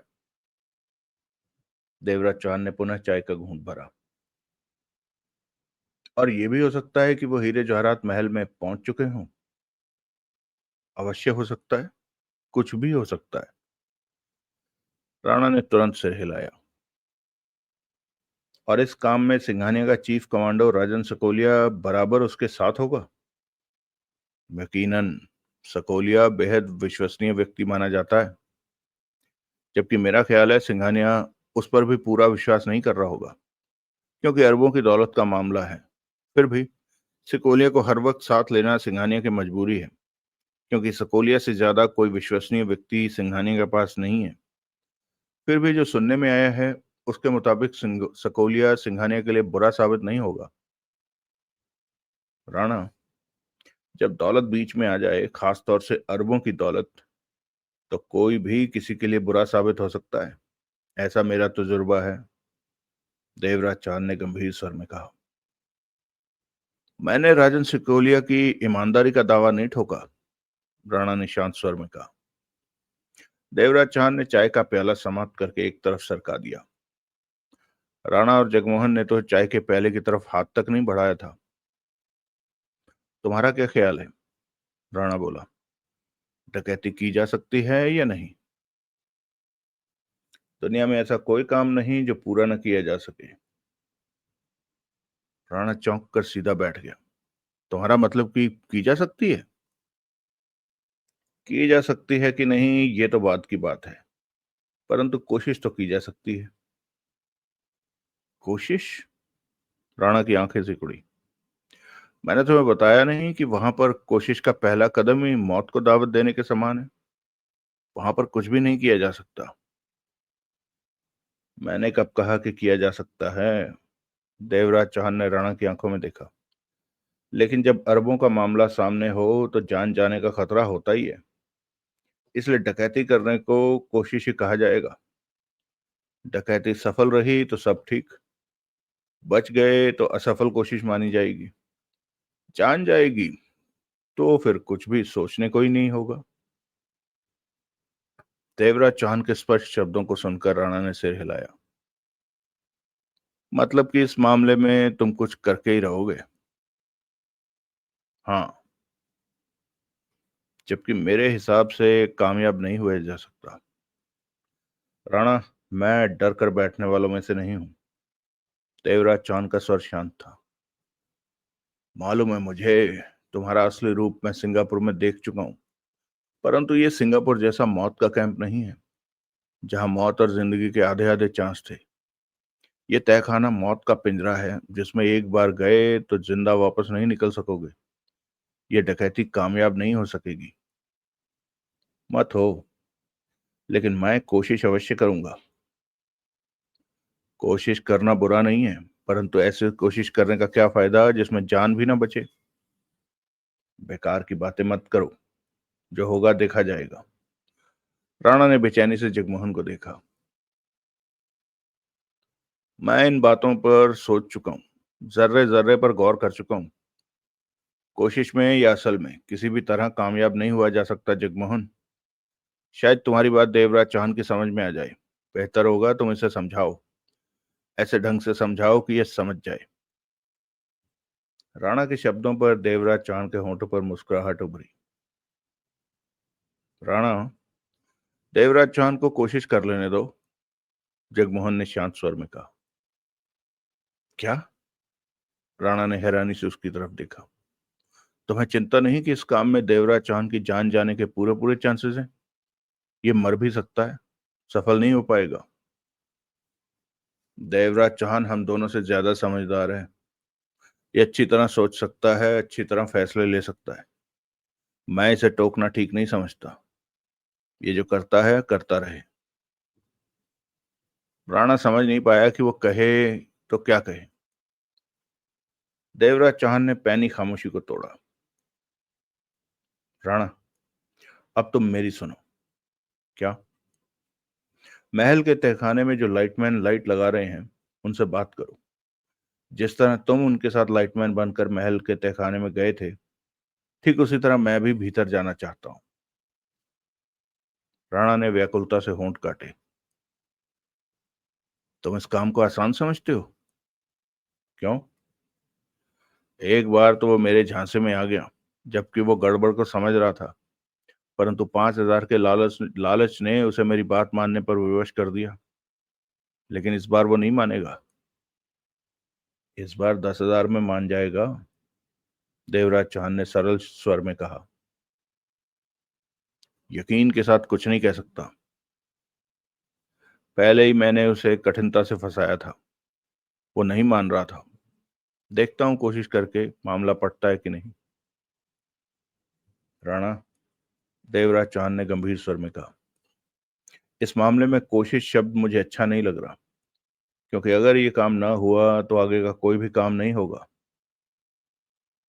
राणा सोच भरी निगाहों से देवराज चौहान को देखता रहा। तुम्हारे लिए तो ये काम छोटा मोटा सा होना चाहिए, देवराज चौहान ने पुनः कहा। काम छोटा ही है, फिर दिक्कत कहाँ पैदा हो गई? मैंने उसे घूंसा जड़ दिया था जो मुझे महल के भीतर तहखाने में लाइट मैन बनाकर ले गया था। क्यों? जगमोहन के होंठों से निकला। ले जाने से पहले तू मैं ज्यादा ही बक गया था, और तभी मैंने सोच लिया था कि काम पूरा होने पर उसका थोबड़ा अवश्य तोड़ूंगा। वही तोड़ा। राणा ने गहरी सांस ली। अगर सिर्फ इतनी सी बात है तो तुम चिंता मत करो, देवराज चांद ने विश्वास भरे स्वर में कहा। वो मान जाएगा। अलबत्ता इस बार उस घूंसे के कारण वो 5 के 10,000 अवश्य लेगा। देखता हूं बात करके। राणा ने सिर हिलाया। चलो, जगमोहन फौरन बोला। हाँ। राणा उठ खड़ा हुआ।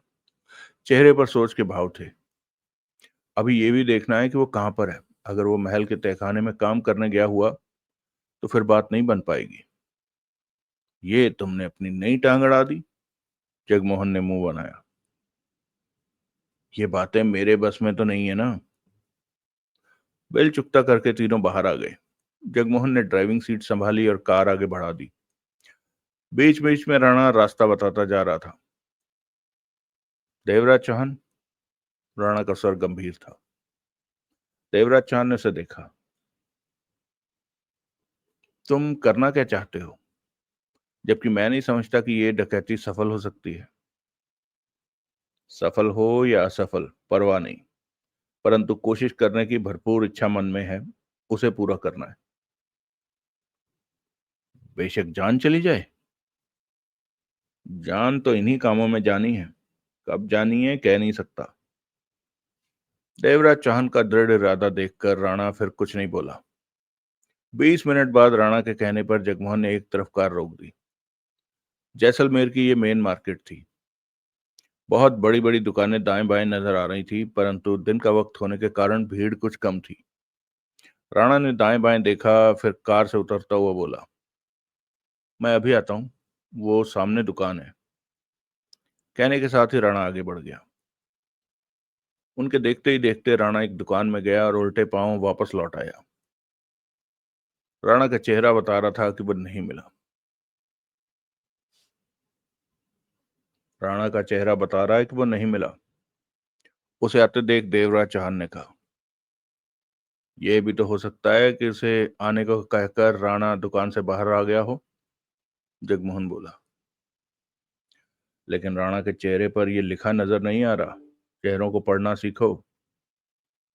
राणा करीब पहुंचा और कार का दरवाजा खोलकर भीतर बैठ गया। वो नहीं मिला। वो सिंगानिया महल में है और रात होने से पहले नहीं आएगा। दिन भर काम चलेगा और आज काम का आखिरी दिन है। राणा ने गंभीर स्वर में कहा। जगमोहन के होंठों से गहरी सांस निकल गई। लो, हो गया काम। देवराज चांद के होंठ भिज गए। आज बिजली वालों का आखिरी दिन है। देवराज चौहान ने सिगरेट सुलगाकर गंभीर स्वर में कहा। इस बात को मद्देनजर रखते हुए अगर आज मैं महल के तहखाने में ना पहुंचा तो डकैती सफल होने के जो 50% चांस हैं वो भी नहीं रहेंगे, क्योंकि और कोई रास्ता हमारे सामने नहीं है कि तहखाने में जाया जा सके। अभी भी वहां तगड़ा पहरा होगा। राणा ने देवराज चौहान को देखा। 50% चांस कैसे हैं? तुमने कुछ सोचा इस बारे में? हाँ, सोच तो बहुत कुछ लिया है, परंतु अब मुझे कोई फायदा नजर नहीं आ रहा। चलो जगमोहन। जगमोहन ने बेमन से कार आगे बढ़ा दी। काम पूरा न होने के कारण राणा के चेहरे पर झल्लाहट के भाव मौजूद थे। कार ज्यों ही दुकान के आगे से निकली, राणा के होंठों में से तेज स्वर निकला। वो रहा, रुको। जगमोहन ने तुरंत कार को ब्रेक लगाए। किसकी बात कर रहे हो? वही लाइटमैन विजय राठौर जो दुकान में प्रवेश कर रहा है। देवराज चांद की निगाह दुकान पर जा अटकी। तब तक लाइटमैन विजय राठौर दुकान में प्रवेश कर चुका था। राणा के चेहरे पर राहत के भाव आ गए थे, जबकि देवराज चौहान की आंखों में चमक। कार को साइड में लो। इस प्रकार कार का बीच में खड़ा होना शक का कारण बन सकता है।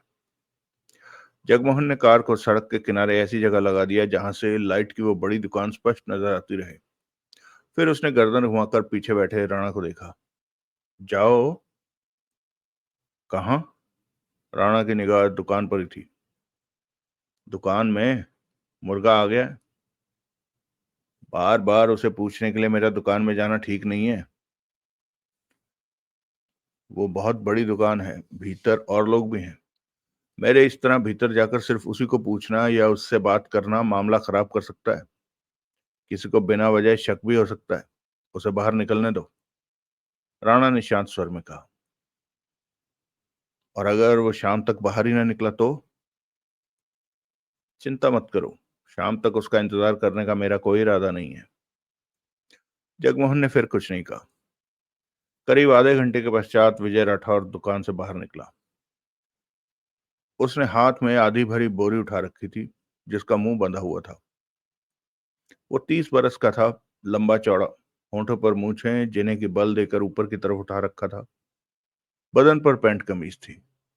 बोरी उठाए इधर उधर देखता हुआ वो आगे बढ़ने लगा। शायद उसे किसी वाहन की तलाश थी। उसके कुछ आगे जाते ही राणा बोला, कार आगे लो, उसके पास रोको। जगमोहन ने कार आगे बढ़ाई और बोरी उठाए सड़क के किनारे से चलते राठौर के करीब ले जा रोका। विजय राठौर ने उड़ती निगाह कार पर डाली और बढ़ता बढ़ता ठिठक गया। पिछली सीट पर बैठा राणा पर पिछली सीट पर बैठे राणा पर उसकी निगाह जा टिकी। चेहरे पर उखड़ापन और गुस्से के भाव झलके। तुम? विजय राठौर के होंठों से निकला। राणा के चेहरे पर मीठी मुस्कान उभरी। कैसे हो राठौर? कैसे हो? विजय राठौर ने शब्दों को चबाया।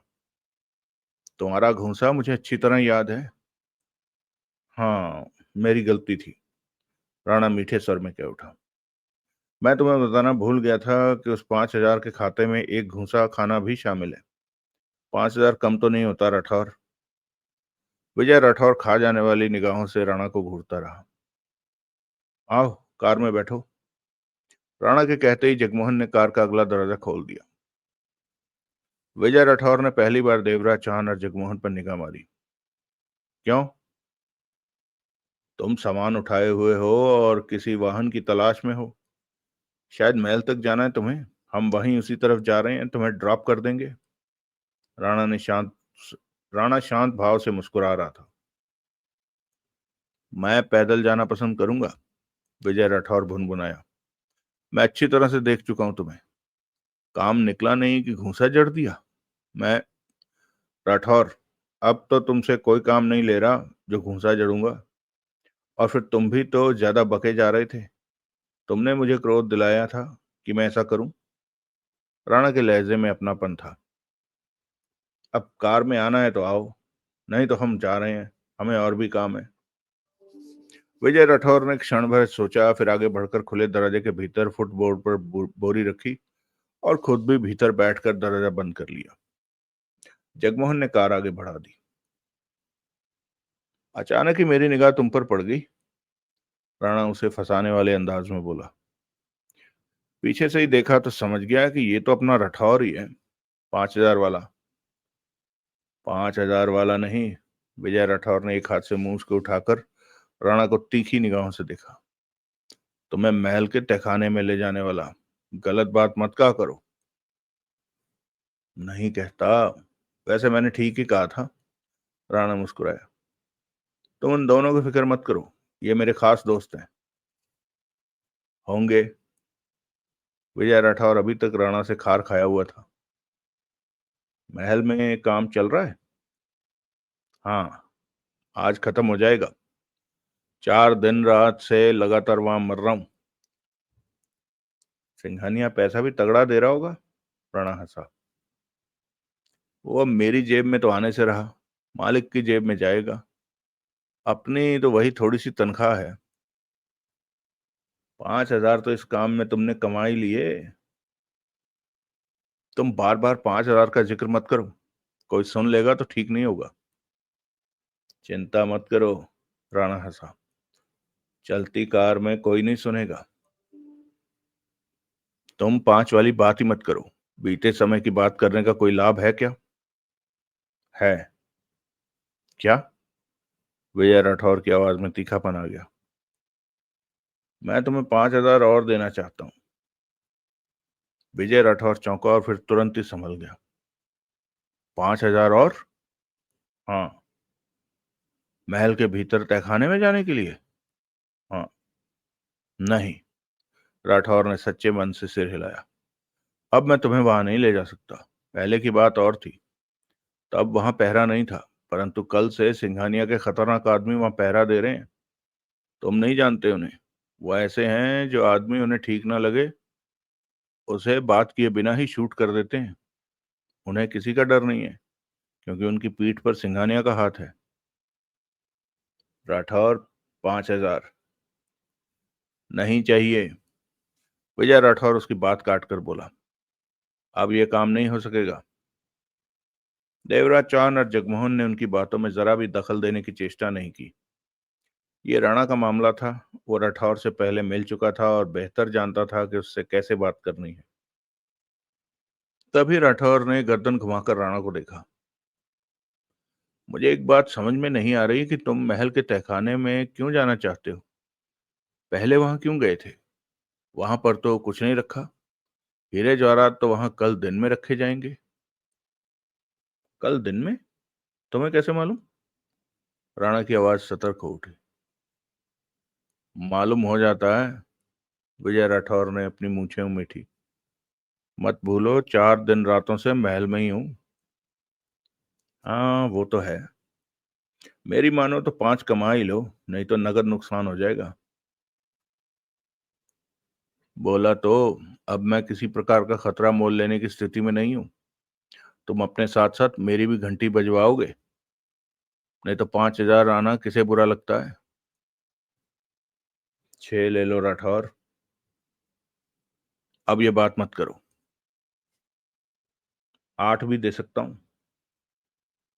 विजय राठौर ने गर्दन घुमाकर उखड़े अंदाज में राणा को देखा।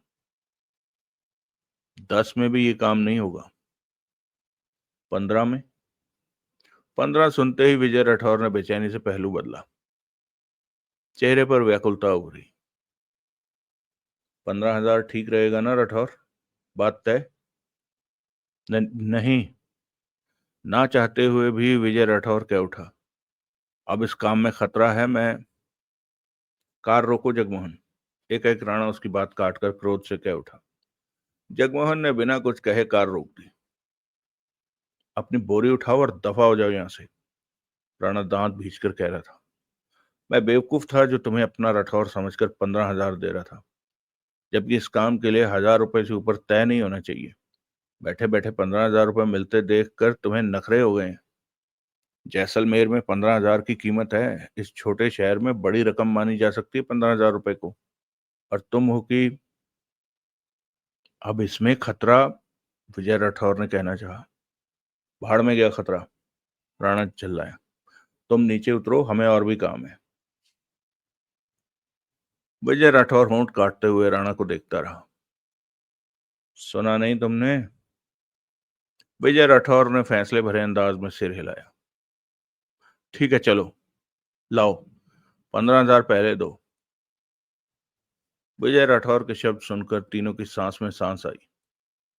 राणा से मामला ना पटते देखकर देवराज चौहान और अब खुद राठौर से बात करने की सोच रहा था, क्योंकि किसी भी हाल में वो इस वक्त को हाथ से नहीं जाने देना चाहता था।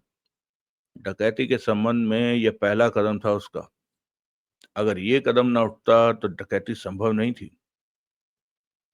जगमोहन ने पुनः कार आगे बढ़ा दी। ये जाएगा तुम्हारे साथ भीतर। राणा ने देवराज चौहान की तरफ इशारा किया। राठौर ने देवराज चौहान को देखा। क्यों मरवा रहे हो मुझे? इतने बढ़िया आदमी को मैं भीतर कैसे ले जा सकूंगा? मैं क्या कह पाऊंगा कि ये कौन है?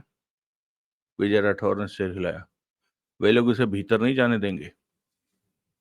राणा के कहने से पहले ही देवराज चौहान कह उठा। चिंता मत करो। जब मैं तुम्हारे साथ वहां पहुंचूंगा तो तुम्हारा सगा भाई लगूंगा। सगा भाई? विजय राठौर ने हैरानी से उसे देखा। मतलब कि तुम्हारे जैसा राजस्थानी, जैसलमेर का ही रहने वाला। फिर तो थोड़ा मामला जम सकता है। विजय राठौर ने सिर हिलाया, फिर हंसते हुए बोला, तुम फटे और गंदे कपड़े पहन लेना, आगे का मामला मैं फिट कर लूंगा। अब तुम ठीक सुर में हो राठौर, राणा मुस्कुराया। 15,000 दो। राणा देने लगा, परंतु देवराज चौहान ने 15,000 निकालकर उसके हवाले किए। राठौर के चेहरे पर चमक उभर आई। उसने तुरंत 15,000 अपने कपड़ों में ठूंस लिए। तुम भीतर क्यों जाना चाहते हो? एकाएक राठौर ने देवराज चौहान से पूछा। सिर्फ ये देखना है कि वो जगह कैसी है जहां इतने कीमती जवाहरातों की नीलामी हो रही है। देवराज चौहान के शब्दों पर राठौर के होंठ सिकुड़ गए। तुम्हारा ये जवाब ना तो तसल्ली बख्श है और ना ही ठीक है। कुछ भी कहो, तुम्हारे सवाल का सच और सही जवाब दिया है मैंने, देवराज चौहान ने कहा। कुछ कुछ तो मैं समझ रहा हूं कि तुम लोग कुछ गड़बड़ का इरादा रखते हो, लेकिन मेरी बला से जो भी करो, तुम्हें भीतर ले जाने से मेरा भला क्या बिगड़ेगा? राठौर, राणा ने उसके कंधे पर हाथ रखा। हमने तुमसे पूछा है कि 15,000 का तुम क्या करोगे, या जो तुमने 5,000 पहले लिए थे, तुमने उसे कहाँ डाला? कहाँ डाला? मेरा मतलब कहाँ रखा? नहीं पूछा। फिर तुम क्यों पूछते हो कि हम क्या और क्यों कर रहे हैं? अपने काम से मतलब रखो। वही तो रख ही रहा हूं, तभी तो 15,000 ले लिए, राठौर मुस्कुराया। कार को किसी खाली जगह पर रोक देना, देवराज चौहान ने कहा। 5 मिनट बाद जगमोहन ने कार को सुनसान जगह पर रोका। तुम कार से निकलकर आसपास घूम लो, देवराज चौहान ने विजय राठौर से कहा। मैं अपने दोस्त से कुछ बात करना चाहता हूँ, ज्यादा देर नहीं लगेगी। विजय राठौर ने देवराज चौहान को देखकर सोच भरे अंदाज में सिर हिलाया। ठीक है, परंतु जरा जल्दी करना, महल में काम चल रहा है। सामान कम पड़ गया था तो लेने आया था, कहीं वहां पर काम ना रुक जाए। ऐसा होना ठीक नहीं होगा, मेरा मालिक भी वही है। चिंता मत करो, अभी चलते हैं, देवराज चौहान ने सिर हिलाया। दरवाजा खोलकर कार से बाहर निकलता हुआ विजय राठौर बोला, ये 15,000 सिर्फ काम के हैं, इसमें घूसा खाने की कीमत नहीं है। कहीं काम निकल जाने के बाद तुम ही दो चार घूसे जड़कर खिसक मत जाना। मुझे मालूम है कि इस 15,000 में घूसों की कीमत शामिल नहीं है। देवराज चौहान के होंठों पर मुस्कान उभरी। राठौर कार से दूर आकर खड़ा हो गया। बार बार उसका हाथ शरीर के उस हिस्से पर जा रहा था जहां उसने 15,000 ठूंस रखे थे। चलिए दोस्तों, पहला भाग यहीं रोकते हैं। काफी दिलचस्प कहानी है। उम्मीद है आप लोगों को पसंद आई होगी। बताइएगा कैसी लगी ये कहानी। मिलते हैं कहानी के अगले भाग में। तब तक के लिए भगवान से प्रार्थना है, सबको सुखी रखे, स्वस्थ रखे, खुश रखे। जय हिंद, वंदे मातरम।